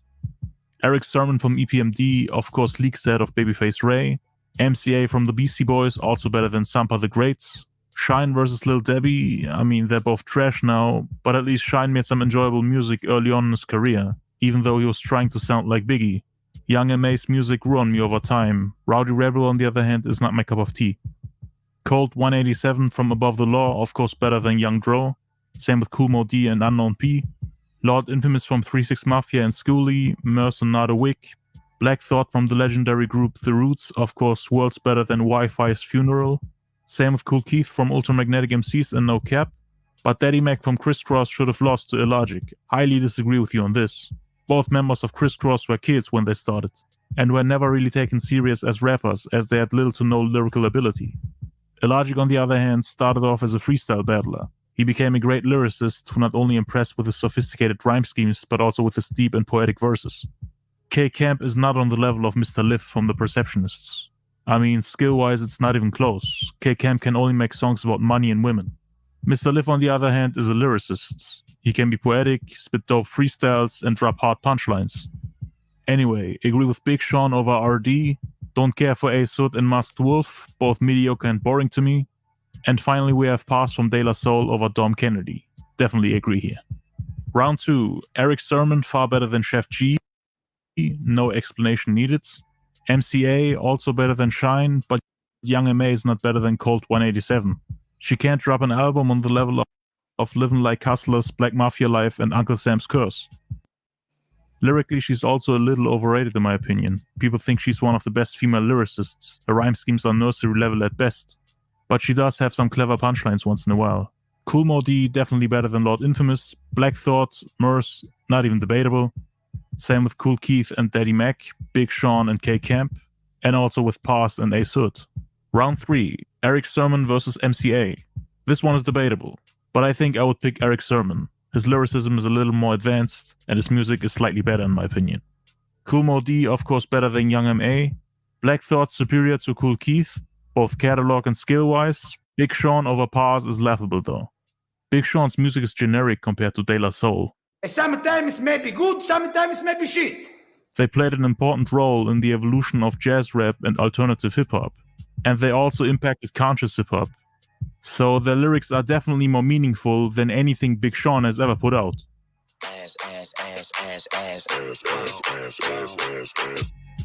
Discography-wise, nothing Big Sean has ever released comes close to 3 Feet High and Rising, De La Soul is Dead, Balloon, Mind State, or Stakes is High. Sean's catalog is skippable and a waste of time in comparison. Skill-wise, I would also give it to Pass. Big Sean has a low-tier vocabulary and very repetitive and meaningless lyrics. Pass, on the other hand, is in the upper echelon in those categories, and that's why I'm kinda disappointed to see that he got eliminated so early. But anyway, in the semifinals, Eric Sermon defeated Cool Mo D by 1 vote. I personally think Mo D is the superior MC, in terms of lyricism, technical skills, flows, vocal performance, and of course delivery, as Eric Sermon has a lisp. And Mo D also could lyrically defend himself quite well. He produced some classic diss tracks back in the day against LL Cool J. And he also had a little subliminal back and forth with Big Daddy Kane. He has a fast, aggressive, and wordy rapping style that changed hip-hop forever, especially after his battle against BZB, when he demonstrated his capabilities as an MC. After beating BZB in 1981, rap slowly started to evolve from disco music that didn't have much substance to more meaningful and lyrically sophisticated rhymes. And in the second match of the semifinals, we had Black Thought and Big Sean competing. Black Thought is definitely superior. I don't think anyone who knows hip-hop would disagree with me on this. And in the end, we had Black Thought winning the whole bracket. Definitely agree that he's the most skilled MC out of the 32 participants. He got himself a seat in the top 32, and Eric Sermon made it to the top 64.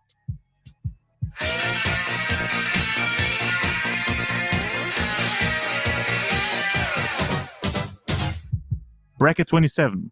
Mike ranked over Violent J from Insane Clown Posse. I'm not the biggest ICP fan, never liked their music, but always respected them for being unique. Although I would still consider them trash and corny. Big Daddy Kane versus Boom Gang.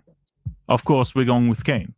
Daddy O from Stetsasonic over Young Bands, and Mad Skills is also better than Riff Raff. Armani Caesar versus Queen Pen is definitely debatable, but I would probably pick Armani Caesar. Very close though. Schooly D, the pioneer of gangster rap, of course better than I Am Doechii. Same with Daz Dillinger from the Dog Pound and DDG. AKA Mr. Today's rappers are 10 times better than the rappers back in the today. English, motherfucker, do you speak it? Yes. Highly disagree with the next ranking. Louis Logic, way more advanced in terms of rapping skills than KSI. But of course, with a fan base of 23 million people, I didn't really expect anything else. KSI's music is trash in my opinion. Agree with Tech9 over Scotty ATL. Also with your ranking for Big Pooh from Little Brother and Blackboy JB. Same with BG Knockout and G-Dep, and also with your ranking for Scarab from Living Legends and whack-ass French Montana. AKA the guy who got outshined by Lil Pump. AKA the only person in hip-hop that can name 5 French Montana songs without features. Anyway, MC Shan from the Juice Crew beating Dave is understandable in terms of status, impact, and importance to the culture. Not a huge fan of Dave's music, probably because of the accent.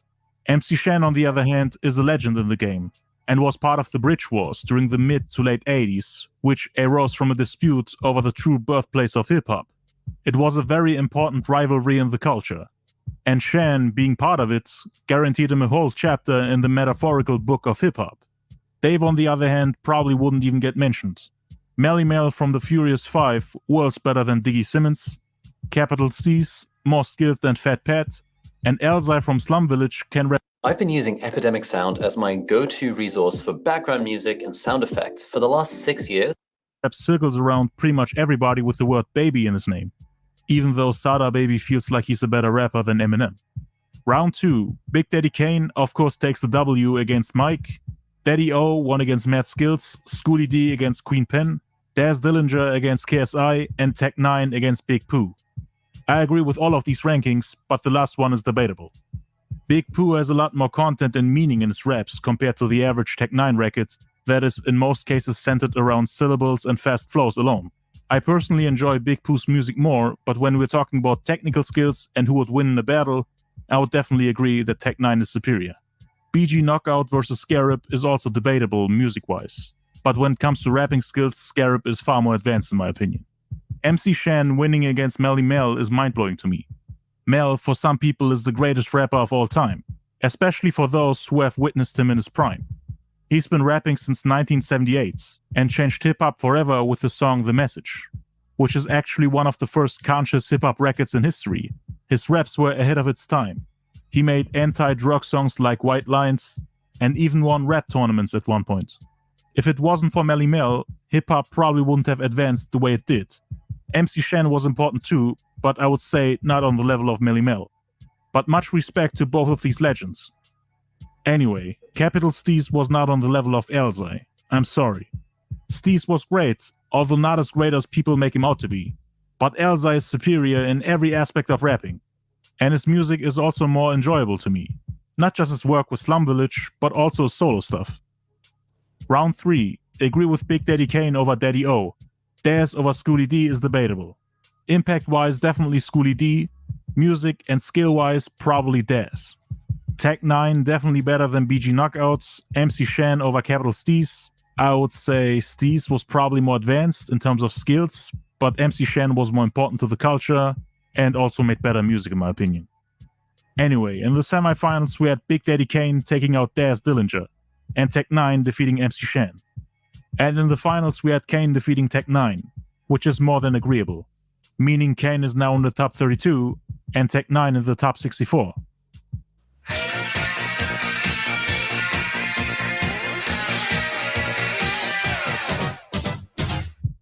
Bracket 28, Baby Keem versus King Magnetic. I would probably go with King Magnetic, cause Baby Keem has one of the worst deliveries in hip-hop. I can't name you a single song of him that I genuinely enjoyed. Hate his baby voice, his flow, his overall style. Army of the Pharaohs at least made enjoyable music. King Magnetic is lyrically superior, doesn't sound naggy or nerve-wracking like Baby Keem, and also doesn't come off as a high-pitched, low-budget version of Kendrick Lamar. And by the way, Kendrick also ghost wrote for Baby Keem on the album The Melodic Blue. Anyway, I would also put Esoteric over Wale, cause Wale is the definition of mid, boring, uninteresting, fake deep, and corny. If hip-hop was a TV show, then Wale would be one of the most popular, boring... I like Wale, man. I'll knock it off, man. I like Wale. Cut Wale some slack. ...filler characters. Esoteric is lyrically superior and also music-wise. He's part of the duo 7L and Esoteric, Czarface, Army of the Pharaohs, and the Demigods. Wale has yet to release a song that I genuinely like. Guru from Gangsta, 100% better than Young and Ace. Jeezy versus MC Juice. I mean, rapping-wise, it's not even close. I don't think there's anyone who thinks Jeezy is a great lyricist or somebody who can lyrically defend himself in a battle.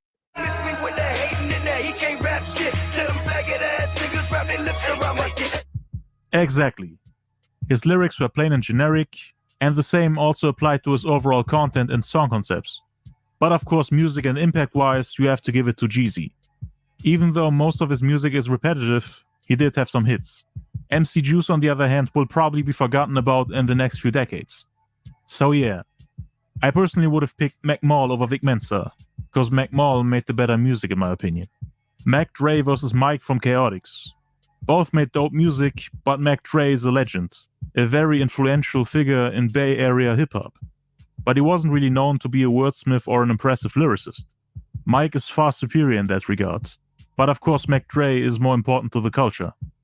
Young Z from The Outsiders versus AC Alone from Freestyle Fellowship is debatable in my opinion. I'm a fan of both, but AC Alone is probably superior in terms of rapping skills. Jadakiss versus Lot. Well, I went to college right out of high school, and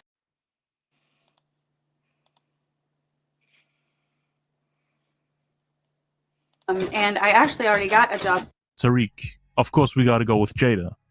XXXTentacion versus Sirius Jones. Definitely Sirius Jones. He would have lyrically dismantled him if they ever rapped together. He's far more advanced in every aspect of rapping. Freestyling, punchlines, schemes, metaphors, wordplay, vocabulary, and of course flow in general. He won 12 consecutive battles before battling MC Jin, who was the former Fight Club king, which made him become MTV's all-time Fight Club champion. And since then he has battled some of the best lyricists in battle rap, like for example Murder Mook, Math Hoffa, Charlie Clips, DNA, Daylight, Arsenal, and Disaster. If X was still alive, he would get bodied by all of them if they ever competed. And his discography is also trash in my opinion. It's not just his rapping skills that are lacking. I can't really make a single argument for him. It's not even debatable. Anyway, Geno XL worlds better than Snot. Also agree with Speech from Arrested Development over Redman. Same with your ranking for Slang Ton from The Outsiders and Hot Boy. But Bobby Shmurda is definitely not better than Blast. I mean, Bobby had like 1 or 2 hits before he snitched on himself, I mean. After that, 0. I said he fell off and was done with hip-hop. But most people felt like he will have a bigger comeback than 6ix9ine and even Tupac. And now that he's finally out, what did we get? How you gonna be talking shit and fall off, nigga? If you gonna talk shit, nigga, you better at least come with another hit, nigga. Them niggas fell off. Bobby Shmurda is hot trash, let's keep it real. MF Doom versus Don Q. Of course we gotta go with Doom. And I'm surprised that you voted for Russ over Carr. He's one of the corniest and most uninteresting rappers of the past decade. Skill-wise mediocre, trash music and trash delivery. Carr doesn't have the best production, but lyrically is superior to Russ on every level. And you don't cringe with your entire body when you're listening to him. I also love some of his creative song concepts and schemes, like on Off the Record, where he's rapping about his backstory while referencing 64 classic hip-hop albums and incorporating the titles into the story. It's something that I don't expect from a rapper like Russ. So yeah, I would have definitely given this round to Carr. And lastly we have The Game versus Young Dolph. The Game, even though he's over 38 and still rapping, You 38 and you still rapping, You 38 and you still rapping, Young Dolph was never a match for him. Neither catalog nor skill-wise. Even if he fails to do shady numbers. I'ma do shady numbers, I'm riding my own dick. Round 2. 2 of the most boring rappers going head-to-head on who can get on my nerves the most. I'm not a fan of either one of them, but I have listened to both, have wasted my time with both, and now I regret it. But at least Baby Keem's music got a little bit of reaction out of me. Wale's songs are worse than elevator music. On the other hand, we have to consider Keem's use of riders. Guru versus Jeezy. Of course I gotta go with Guru. Gangsta is one of the most legendary duos ever. Definitely agree with Young Z over Vic Mensa. Same with Jadakiss and Mac Dre, but the next one is just delusional. XXXTentacion stands really need to check out more than just X and the 10 rappers that sound just like him. Geno XL is a lyrical beast with way better music than X. He beats him on every level. Like I said in a previous video, X was talented in 1 or 2 things, but not necessarily a great rapper overall. When it comes to expressing emotions on records, you have to give him credit for being able to touch so many hearts of teens who can relate to him. That's a talent. I mean, he was an emo rapper after all. But aside from that, he wasn't really a great rapper. All of his albums are trash to me, and lyrically he was mediocre at best. I still get death threats for not being a fan of him. They want me to acknowledge that he's the GOAT, a legend. But guess what? You don't become a legend by just passing away. As harsh as it may sound. Bro, I'm better than Tupac, bro. Please don't compare me to him. Please don't compare me to him. Please don't. And instead of talking out of your ass and claiming that you're better than Pac, like most whack rappers these days, Gino XL actually battled Pac at one point on records. They were dissing each other and beefing. Gino XL could lyrically defend himself quite well. I mean, he's a wordsmith. Now imagine X battling Pac. That would be the saddest and shortest emo career in history. X doesn't have the catalog and was never a top-tier lyricist or technically skilled in general. He had a few talents that I gave him props for in the past, like making catchy hooks, for example on Sad, and picking great beats like the one on Riot. But aside from that, I can't give him much praise. Not even top 1000. Gino XL is easily top 50. I agree with Slang Ton over Speech from Arrested Development. Same with MF Doom and Bobby Shmurda and The Game and Russ. Round 3. Guru finally got rid of Baby Keem. Jadakiss took out Young Z. I just feel like I never felt like this before. This is what music is about, and I just feel like really good right now. And The Stance once again eliminated another legend.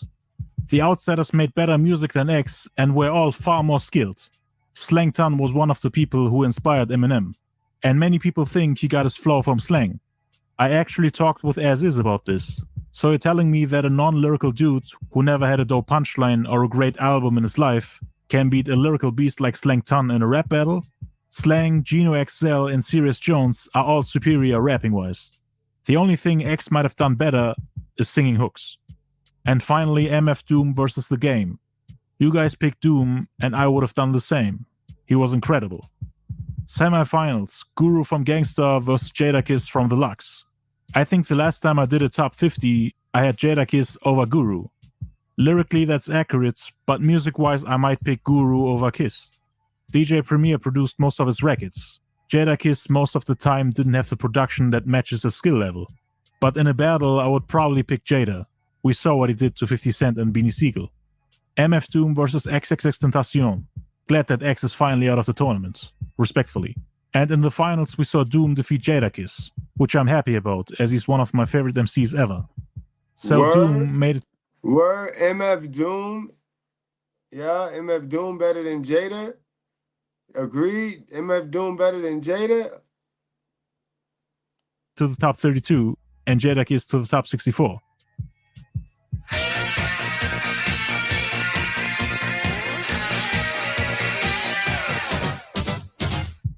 Bracket 29. Rakim 1. Beanie Siegel, definitely better than Rich Boy. A+ from Souls of Mischief and Hieroglyphics, superior to One Hit Wonder Kyle. R.A. the Rugged Man, leaks ahead of uninspired autotune abuser Blade from Drain Gang, which is one of the wackest rap groups in history.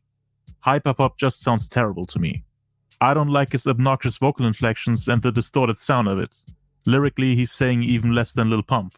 Almost like a drugged-up, lean-sipping teen who thinks he's the best karaoke singer in history. Trying to express emotions, but in the end it just sounds like incomprehensible, low-energy mumbling with auto-tuned and distorted vocals. But him and the remaining members of Drain Gang still have a cult-like following. Skinny suburban white Reddit geeks with braces and curly hair, who have nothing better to do in their lives than to be weird, edgy, toxic, and childish on the internet. They don't even like traditional-sounding rap music. Boom bap is trash to them. They only like hip-hop when it's a tiny ingredient of their music. It has to be mixed with something else, or else they don't care about it.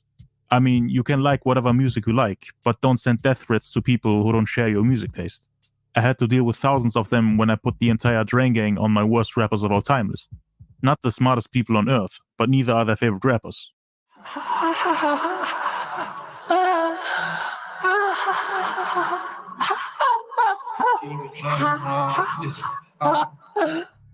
I definitely disagree with T Grizzly over Joel Santana. I don't like T Grizzly's music that much, and his cadence is just weak in my opinion. He sounds offbeat on most of his songs. Joel Santana actually made classics with all the other members of Dipset. Skill-wise, he's also superior in my opinion. NF better than One Hit Wonder Ricky Graham. Issa Gold from the Underachievers versus Goods is debatable.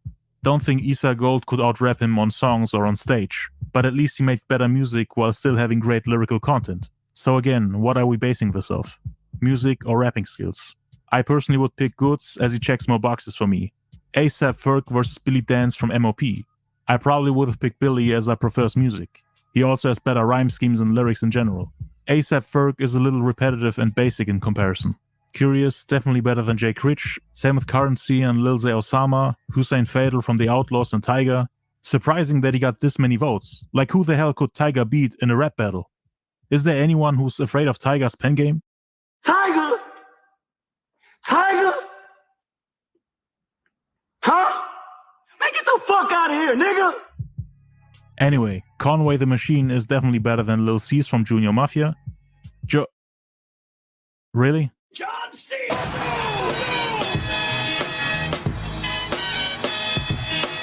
Why are you doing Macklemore like this, bro? I mean, he's corny and his songs have barely any replay value. But you didn't have to pick a wrestler over him.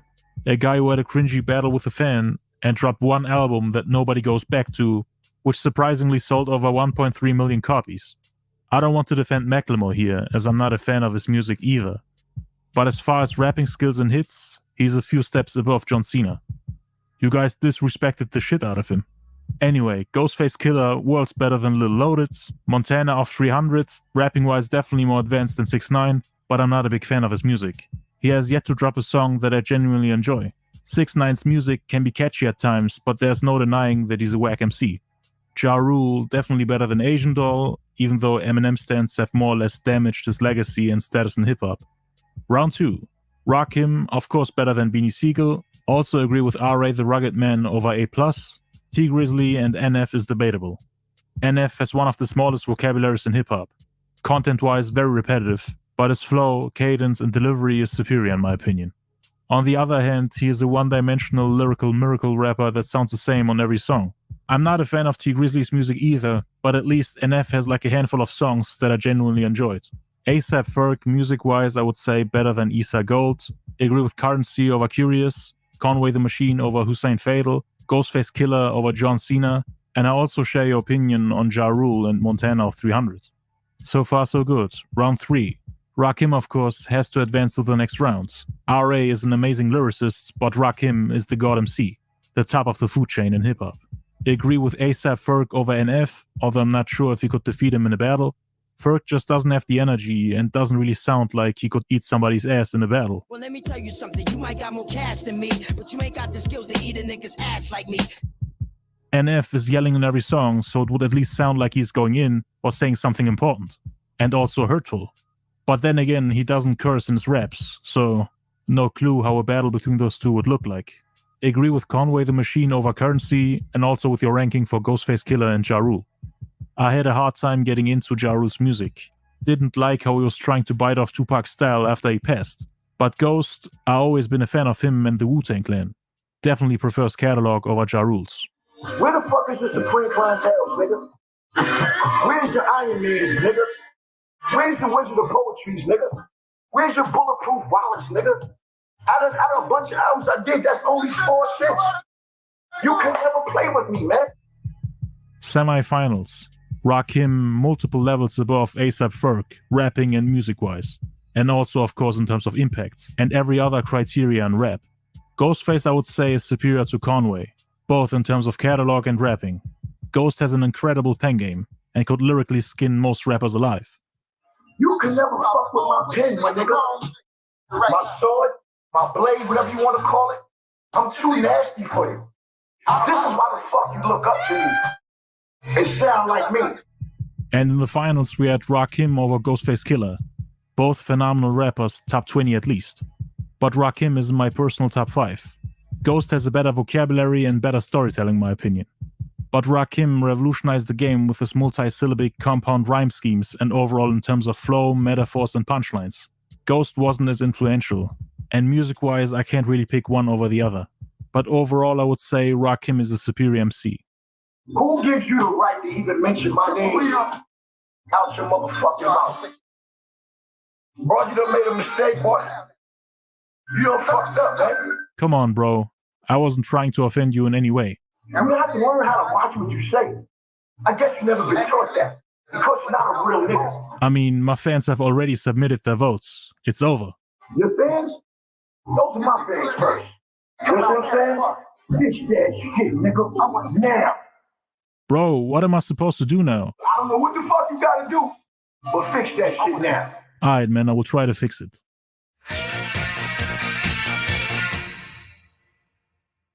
So you playing with me, huh? Don't let me hang you from a fucking rope and gut you like a pig, nigga, and leave you out to dry. Because that ain't get done.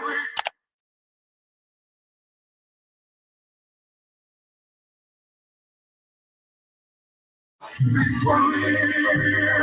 heard that, motherfucker.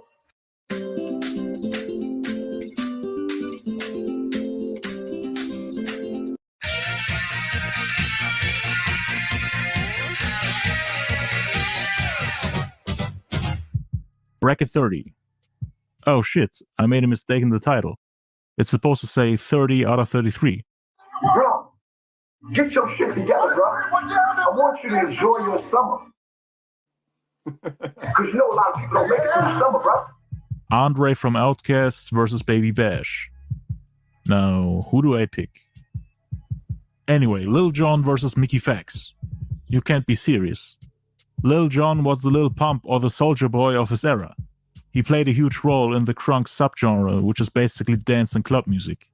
No lyrical content, just senseless hype music without any form of intelligence involved. Goofballs shouting a bunch of nonsense like, Yeah! I disagree, bro. I like Lil Jon, bro. We needed Lil Jon. Okay! And that was 90% of his vocabulary, ladies and gentlemen. I'm not even sure if he could lyrically defend himself against Lil Pump or Playboi Carti. Those two might actually be able to defeat him in a battle. That's how wack he was. Rascar's definitely better than Sandubi if we're talking about lyricism and overall rapping skills. Jay Dilla from Slum Village was mainly a producer, but he also rapped once in a while. Rapping is not his biggest strength, but he still leaks the head of whack-ass Azealia Banks. AKA Miss I dug my dead cat out of her grave, to cook the remains and to wear his bones around my neck. Yellow Wolf not a better rapper than Festo from Hieroglyphics and Souls of Mischief. He was part of some of the biggest West Coast hip-hop anthems, like 93 Till Infinity and You Never Knew. Those two songs alone annihilate everything this cornball has ever accomplished. I have yet to hear a dope song by him. He's the stereotypical white boy industry plant, who got way more opportunities than basically 99% of the rap game, just through his affiliation with Shady. Busy Bone from Bone Thugs and Harmony, of course way better than BFB Da Pac-Man. Kanye West catalog and impact-wise better than Black Milk. Jim Jones versus Mike Geronimo. I mean, Jim Jones was never really a lyricist or anything. Mike Geronimo is far superior in that field. Yeah, this is cap. That's cap. Stop the cap. Stop the cap. Jim Jones is not better than Mike Geronimo, y'all. Man. Catalog-wise debatable, depending on if we count all the hits he made with Dipset. And he also had a bigger impact on hip-hop in general. But on an MC level, I would probably pick Mike Geronimo. Playboi Carti versus Casanova. Trash versus mediocre at best. Not a fan of either one of them. Playboi Carti is way more polarizing and game-changing. But on a rapping level, I would go with Casanova. At least he doesn't have the vocabulary of a preschooler.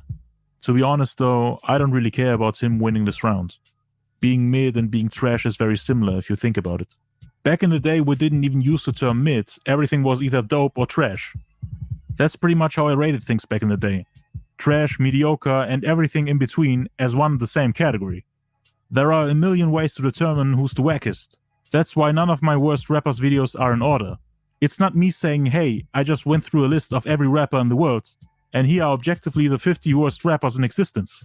No sane person would ever do that amount of research and go through a list of every rapper in the world to find the ones that poison your ears the best, while poisoning your ears listening to every whack rapper in existence. Who in the world would do that? I just take a look at some of the mainstream rappers that I don't like, for a large variety of reasons, whether it's the lack of lyrical skills, the delivery, me not liking their music, them being overrated, or whatever else comes to mind. Cause guess what? There's always somebody worse than your number one pick. Me putting Wayne on number one, for example, didn't really mean that he's the worst. I mean, I also had Soulja Boy and Slim Jesus in there, who are objectively worse. Just like it says in the description, these lists are not in order. I mainly did it for the shock value, where my channel didn't even have 100 subscribers. And back then I was always trying to piss off snowflakes and stans by calling rappers I didn't like the worst ever, which again goes back to the method of exaggeration in hip-hop. Hyperbole. Trying to get a point across while making exaggerations that are not to be taken literally. Just like when Snoop Dogg called Biggie whack, or when Jay did the same with Nas. when KRS called MC Shan the worst rapper in history, and vice versa. They didn't really mean it that way, but felt like their opponents are inferior and lacking. Just like when Cannabis and LL called each other whack MCs. It was a completely normal thing to do in the culture. But nowadays people take everything literally, which is kinda sad to see. Every rapper called their enemy the worst in history, and rap fans did the same with artists they don't mess with. I just feel bad for those who still get mad at my lists 6 years later. My fans already know that those lists are outdated. Opinions change after a decade, you know? And so does every artist. I didn't like any of them back then, but there are definitely worse rappers out that you can look for if you have no hobbies. I mean, since the release of those videos, thousands of MCs have emerged that are way worse than the people are named on those lists. Playboy Cardi and Blade, for example. Anyway, Mac 10 definitely better than Jay Stone, Consequence also better than Trick Daddy, same with Blue and Kenny Mason, Chub Rock and CJ Fly, Rhapsody and Emil, Slick Rick and Kano, and A$AP Rocky and Player Fly. Round 2. Glad that Andre kicked Lil Jon out of the tournament, but I disagree with Jay Dilla over Raskas.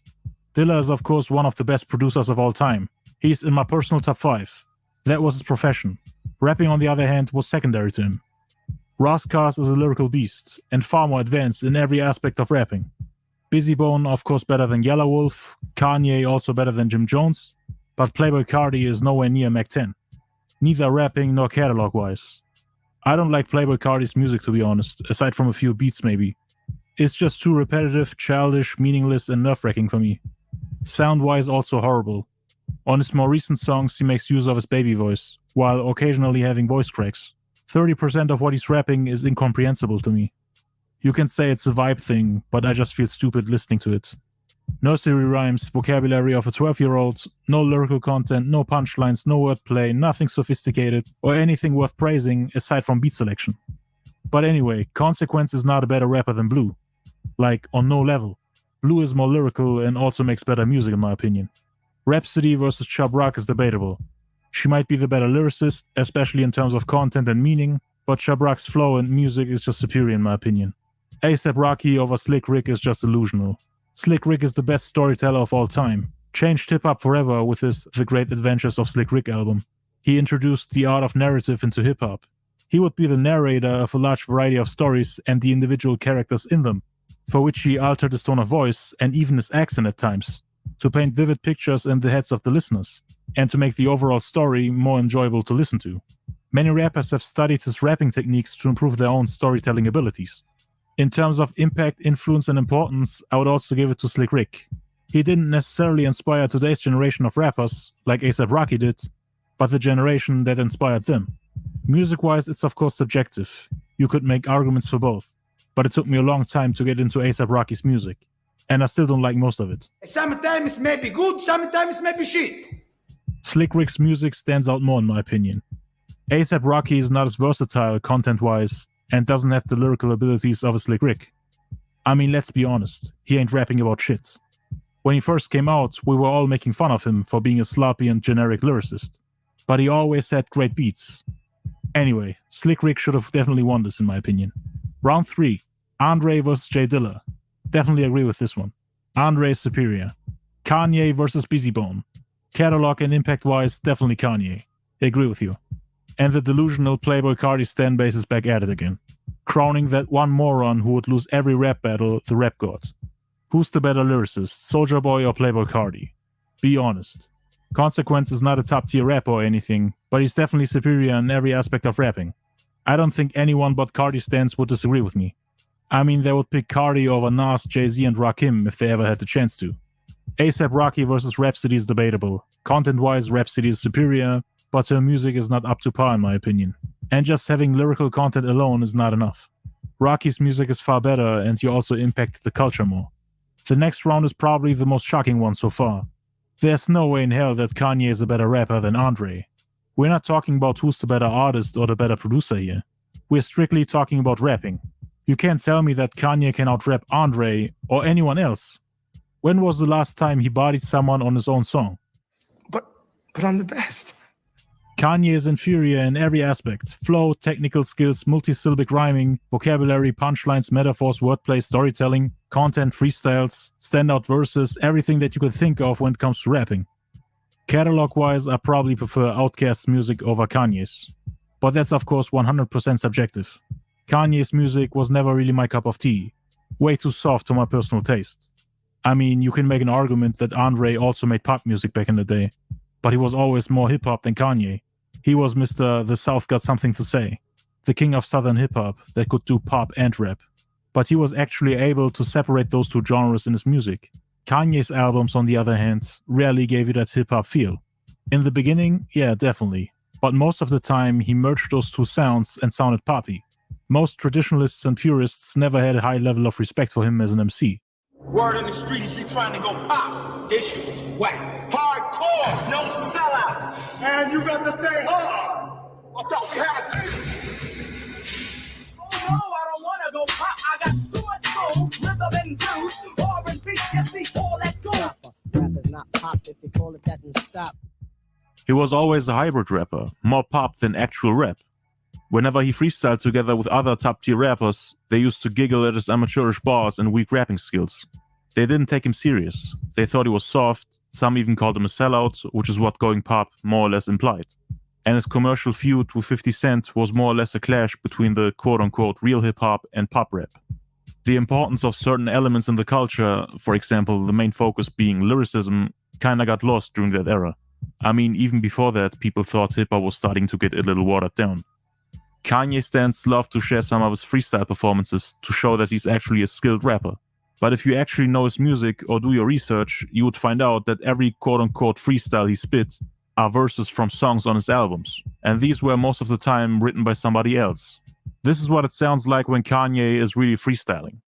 I can make shit rhyme if I'm feel like, even if I don't. So I just might not, cause I don't want to. And I'm just gonna freestyle for the first time. I kill y'all niggas on that lyrical shit. Nobody was taking him seriously. Everybody was trying to figure out a way to get Kanye to give up his beats without wanting to hear him rap. He was definitely an amazing producer, maybe top 5, even if most of his recent work is co-produced by a handful of other producers. But no one was really impressed by his rapping skills. Jay-Z even told him to give up on rapping and to focus more on production, cause that's where his real talent is. The problem here is that his stans try to add him to the GOAT conversation while dismissing all the criteria and expectations that we had to determine who's the king, and they act like his rapping skills are top tier. Kanye gets out-rhymed almost every time he does a song with other rappers, even by some of the worst ones in history. I can't even name you a handful of songs on which he out-rhymed everyone else. I mean, even though he gets help with his writing. The greatest rapper ever who got out-rhymed the most in history.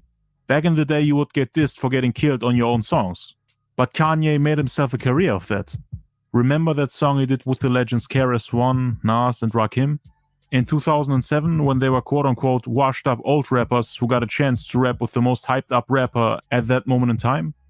If you go on YouTube, you can see people cutting Kanye's verse off the song. And the version without him got 5 times more views than the original one, which is hilarious. The most popular rapper getting removed from his own song. He got out-rhymed by everybody, and people would rather hear irrelevant rappers than the most popular rapper of all time. Same thing happened with Rick Ross on Devil in a Dress. It was like that moment, you know, when I thought about taking Nicki's verse off of Monster, because I knew people would say that was the best verse on the best hip-hop album of all time, or arguably top 10 albums of all time, right? Mm-hmm. And I would do all that work, 8 months of work on Dark Fantasy, and people to this day would say to me, oh, my favorite thing was Nicki Minaj's verse. I kill y'all niggas on that lyrical shit. Not too long ago, we had whack-ass Fabio Foreign basically embarrassing Kanye on his own records. He outshined him on his own song, Off the Grids, and then again on City of Gods. It was better than every Kanye verse on Donda, and Fabio Foreign is a bottom-tier rapper when it comes to lyrical ability and rapping skills in general, even though he has people helping him out with his lyrics. I mean, just take a look at the credited writers on his albums. Basically on every project. It got worse with My Beautiful Dark Twisted Fantasy, that Kanye stands rank as the best rap album of all time. It had a shit ton of writers who helped him out. Even Talib Kweli, one of his closest friends at one point, exposed him on Instagram for using ghostwriters after he dissed him on Drink Champs. These are some of the ghostwriters that he named. Lupe Fiasco, Cyha the Prince, Partisan Fontaine, Pusha T, Consequence, Rhymefest, Fonts with Bentley, GOC, Malik Youssef, and John Legend. And that's just scratching the surface. He had way more writers throughout his career, whether it's credited or uncredited. I mean, even his ex-friend Kid Cudi called him out at one point for being fake and boasting to be top 5 while having 30 people writing for him. And Kid Cudi was also in that quote-unquote fake hip-hop and pop rap bracket. So that alone speaks volumes. Even Drake, who got exposed for using writers and ghostwriters, wrote for Kanye at one point. Even battling-wise or overall when it comes to lyrically defending yourself, Kanye has always been the victim in the game. He gets slapped around by every rapper. Drake, Hobson, Sire the Prince, Consequence, Beanie Siegel, Ray J, Ice Cube, Master P, Cameron, 50 Cent, Rico Reckless, Papoose, Lord Jamar, J. Cole, Talib Kweli, and even fucking Soulja Boy. And forget about rappers. Yeah, bro, you got a bias against Kanye West, bro. You dead making the whole, bro. Can we move on?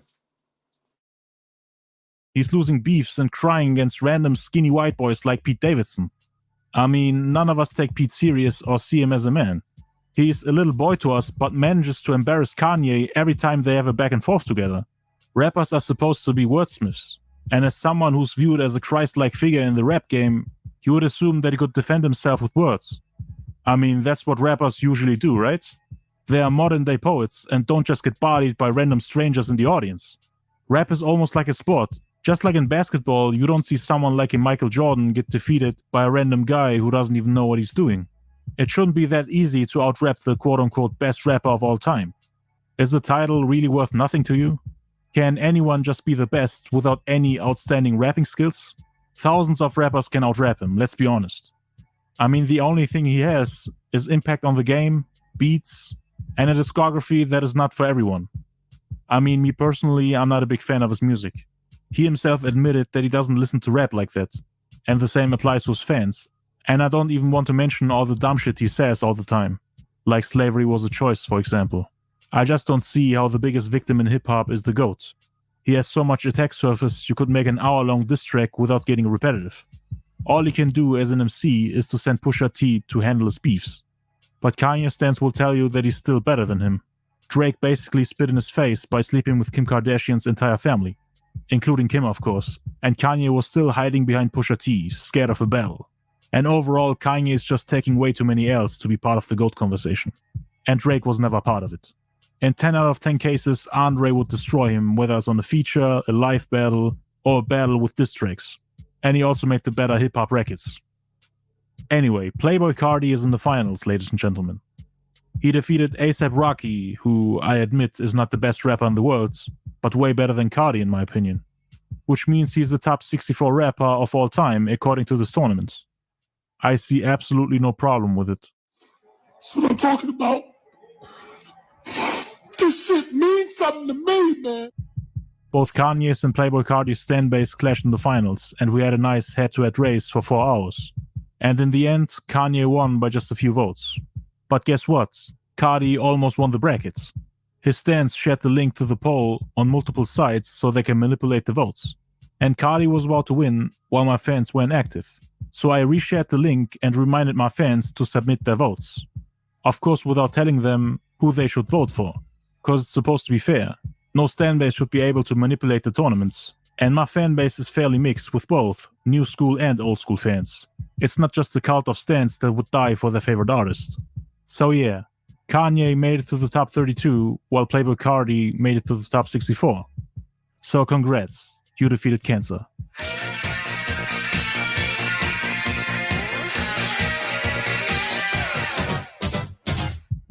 Bracket 31, Capadonna versus J-Rock. Heavily disagree with your ranking. J-Rock is a C-tier lyricist, and his music isn't all that great either. I mean, just recently we got the news that Kendrick Lamar has been ghostwriting lyrics for him in the background. Capadonna, on the other hand, is a lyrical assassin and a member of the Wu-Tang Clan. He was skilled enough to outshine Ghostface Killah on his own song, along with U-God and Master Killer, and since then we got tons of great verses from him. I mean, Ghost is probably the best member of the clan. We don't really see too many people outshining him on tracks. He even destroyed Kendrick Lamar on Purple Hearts recently, which was on his new album.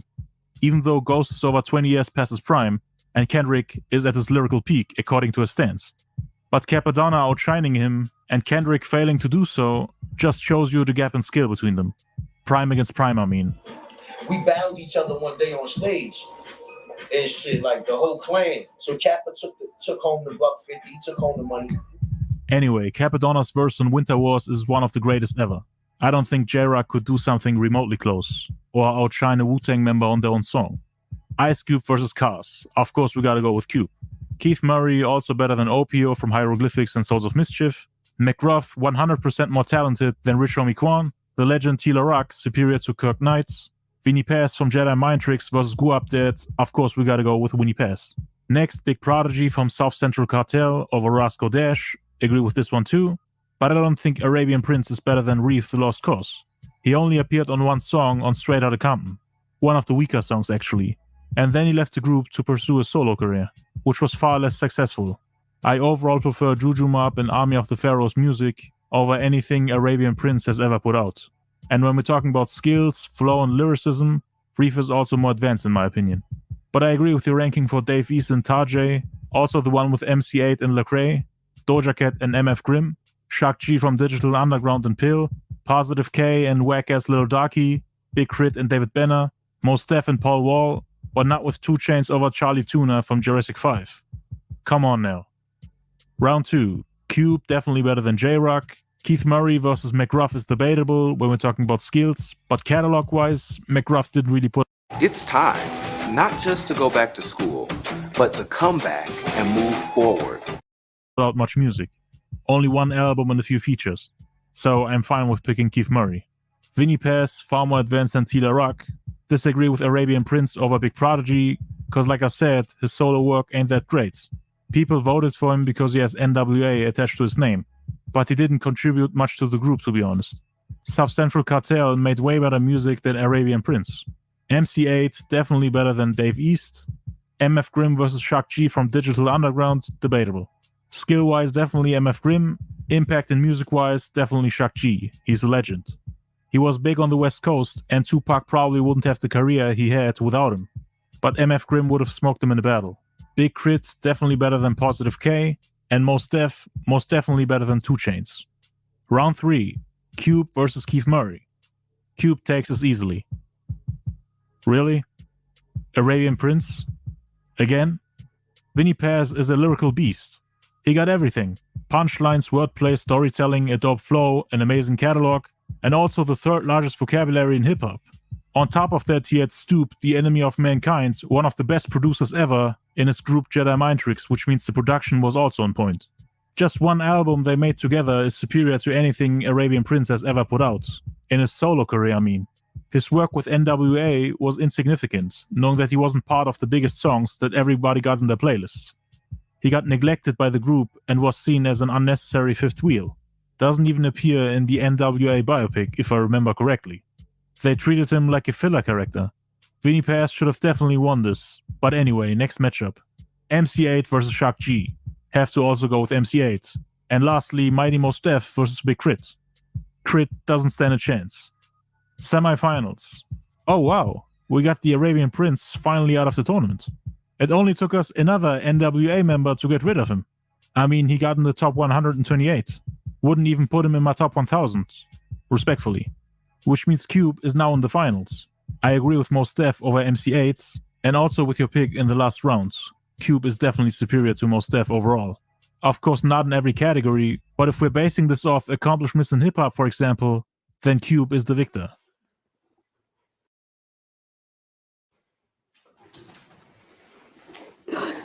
Facts, though. Facts. That's some bullshit. That's the fans is voting, though, guys. And that's a younger crowd. All the work he put in with NWA, his solo work, his collaborations with Dub C and Mac 10 when he was part of the group West Side Connection. But Mos Def has an incredible catalog too. I'm a huge fan of both. Black Star, Black on Both Sides, everything he released until the Ecstatic was just amazing to me.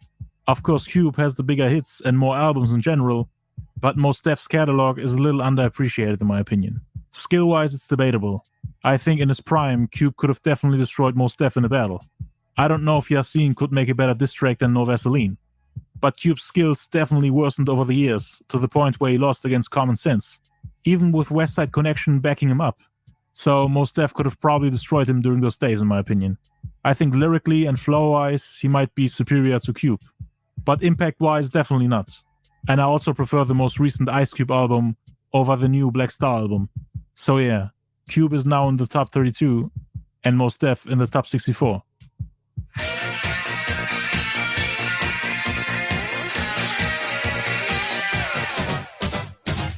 Bracket 22.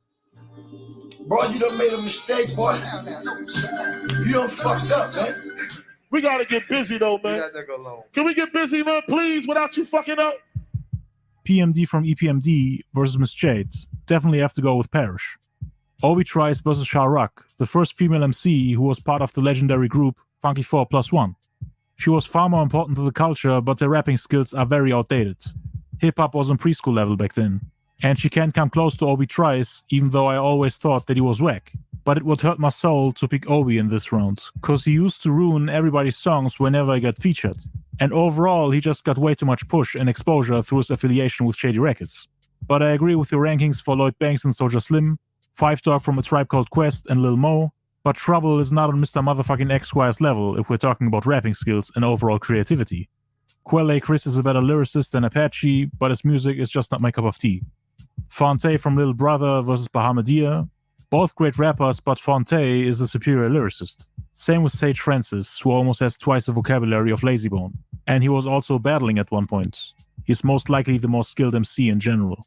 Now that being said, his music is terrible. Bone Thugs and Harmony has a million times better catalog. Sage never had a classic in his life and didn't really leave a mark on the game compared to Lazybone. Without Bone Thugs and Harmony, melodic rap probably wouldn't be as successful as it is right now. So again, you can make arguments for both. I'm fine with either one of them. Royce the 5'9", definitely better than Capone. IDK versus PD Pablo. Music-wise, definitely PD Pablo. And next, Cannabis versus Cassius. Cassius, you gonna be a beast when you get out there, man. Trust me, homie. My ears don't lie to me. Who? Bro, like where did M find all these shitty artists? Cannabis wins this by a landslide. Come on, bro. What's up, fam? You know this. Wyclef Jean versus Kingpin Skinny Pimp. They both make great music, but Wyclef has dope songs with the Fugees and also great solo material. He's more talented in my opinion. Me and him actually have a little bit of history together. I did a rant video on him back in 2016 for calling Young Thug the modern day Tupac. That was during a time when every asshole who came in the game had something negative to say about the deceased legends. It felt like almost every week that a new rapper popped up out of nowhere that claims to be better than Tupac and Biggie. And Hip Hop Universe was a Tupac channel back then. Me and thousands of other Pac fans felt like it was weird that Wyclef, one of the rivals of Tupac, made such a comparison. My rant video on him went viral, and Wyclef actually responded to it in an interview. He offered to do a boxing match with me, which is hilarious. He said it jokingly, and I think he didn't take it serious, which is great because I kinda regret that I did the video on him. Although the first one wasn't really as offensive as the second one I released. That was after he doubled down and said that Young Thug is as revolutionary as Tupac. He basically explained his point and made it even worse. And Young Thug actually boosted his ego with it and bragged about it on social media. Some of my earlier videos definitely crossed the line and went too far. I was just wild and way too aggressive back in the day. I think I've matured quite a bit since then. I deleted that video a while ago and feel sorry for everything I said about Wyclef. This has been bothering me for years now, and I'm glad that I could finally get this off my chest. Years later, I see Cannabis. We shake hands and it's all love, and I'm still a big fan of his. Pop Smoke versus Wild Child from Loot Pack. I think I would pick Pop Smoke just because of his voice and how he impacted the game in such a short amount of time. He was active for less than a handful of years, but still the face of Brooklyn drill. Since his death, I've heard dozens of rappers who try to sound like him. Pop Smoke's music just stuck out more in my opinion. AG versus Smooth the Hustler. Both great MCs with great music, but AG is lyrically superior, especially in terms of punchlines. Him and Showbiz made some of the best sounding East Coast hip-hop anthems ever. LP versus Lachette. Definitely LP. Lil Baby versus Royal Flush. You're definitely tripping with this one. Lil Baby's music is trash and generic, and skill-wise he's mediocre at best. A lot of people say he's an underrated lyricist. You guys really need to check out more hip-hop. I mean, some call him the best lyricist of this generation, which is ironic because he has the 5th smallest vocabulary in hip-hop. A very small and repetitive subject matter. The same rhyme schemes in every song, and overall it just sounds like he's creating the same song over and over again from scratch. Nothing about him impresses me. Weak delivery, annoying voice, mediocre at best punchlines, boring personality, one-dimensional beat selection, and overall it just feels like you don't miss out on anything if you skip his catalog. I personally would have picked Royal Flush, both skill and music-wise. He is underappreciated on all levels. And of course he can lyrically defend himself. He had a nice back and forth with Mr. Cheeks from the Lost Boys. And he even dissed the Notorious B.I.G. for the King of New York title. Lil Baby can't mess with him. His debut album, Ghetto Millionaire, already clears his whole catalog. PMD definitely better than Obi Trice, but Lloyd Banks is not better than Five Dog in my opinion. The Funky Diabetic was better in every aspect except maybe punchlines and wordplay. Even the worst project he put out is better than Lloyd Banks at his best. He has at least 4 undeniable classics and always had sick verses. Impact-wise, there's also no comparison. But in a battle, Prime against Prime, I can see why I would pick Lloyd Banks. Apache definitely better than Trouble, but Lazy Bone is not on Fonte's level. Royce the 5'9" definitely superior to IDK. Cannabis. Come on. Feel that? Versus Wyclef Jean. Interesting matchup, as they both had a beef together at one point. Both skilled MCs with nice catalogs, but I think Wyclef would agree with me when I say Cannabis is the better rapper. Come on. What's up, fam? How you doing? All right. Never forget about that, because that's all we got. Pop Smoke is not a better rapper than AG. Come on now. AG would have lyrically dismantled him in a battle, or would have the better verse bar for bar if they ever rapped on a boom bap beat. And when talking about catalog, I prefer Showbiz and AG and all those dope songs they did with DITC over anything Pop Smoke has ever released. Even though he has some crazy songs too. Not saying that Pop Smoke is a bad rapper, but AG is just insanely underrated. I can't name you one whack verse by him in his prime. He always held his own when he rapped with some of the greats of this culture. Punchlines, flows, energy, everything was on point. So he definitely should have won this in my opinion. Also disappointing is the result of the matchup between LP and Lil Baby, knowing that LP is a far superior MC with a vocabulary twice as large as Lil Baby's, and a discography that is superior on all levels, not just generic and repetitive drip music that makes use of the same boring trap beats. LP gave us great solo albums and classic group projects with Company Flow and Run the Jewels. I can't even name you 3 Lil Baby songs that I genuinely enjoy, even though I check out everything that he drops. I mean, let's ignore the music aspect for a second. You really believe he can out-rap LP? Are we even listening to the same people? But whatever. Round 3. PMD definitely better than Lloyd Banks, Lazy Bone over Apache, Cannabis. Come on, bring it in there. No, wait. You put Royce over Cannabis? Wow.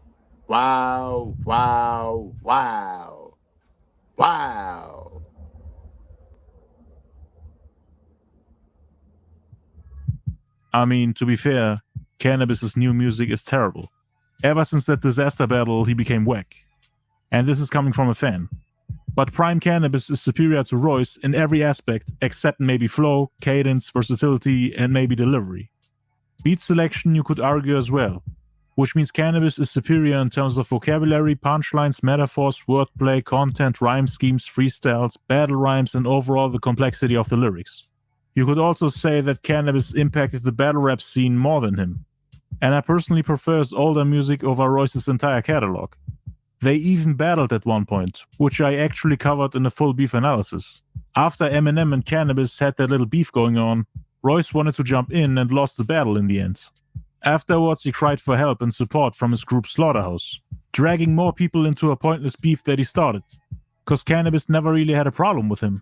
Royce dissed him first and made Joe Budden, Crooked Eye, and Joel Ortiz jump in for help. And they still lost, 4 against 1. He also lost against Lupe Fiasco just recently, and then again against Mickey Fax. Only battle he ever won was against D12. I think rapping-wise, Cannabis is on a different level. We're talking about Mr. 10,000 bars here. He outshined almost every rapper he rapped with, including Redman, Common, Nas, AZ, Foxy Brown, LL Cool J, DMX, A+, Master P, Mr. Cheeks, Method Man, Big Pun, Cameron, Noriega, Pharoah Monch, Killer Priest, Rascas, Corrupt, and he also battled the Wu-Tang Clan, LL of course, Eminem, the Slaughterhouse Group, Beanie Siegel, Meth Hoffa, Disaster, and the list goes on and on. Most old school rappers in your top 50 have said that Cannabis is one of the illest rappers ever, including his enemies. And even the quote-unquote new school rappers like Ab-Soul and J. Cole, they all said that he was the best at one point. You could of course argue that Royce makes the better music, but in my opinion, none of his albums come close to Rip the Jacker, My Club the Curriculum, 2000 BC, and Melatonin Magic.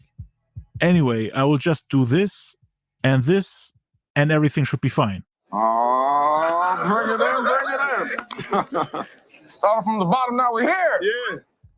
And yes, Pop Smoke is definitely a better rapper than Lil Baby. Let's move on to the semifinals. PMD over Lazy Bone is more than agreeable.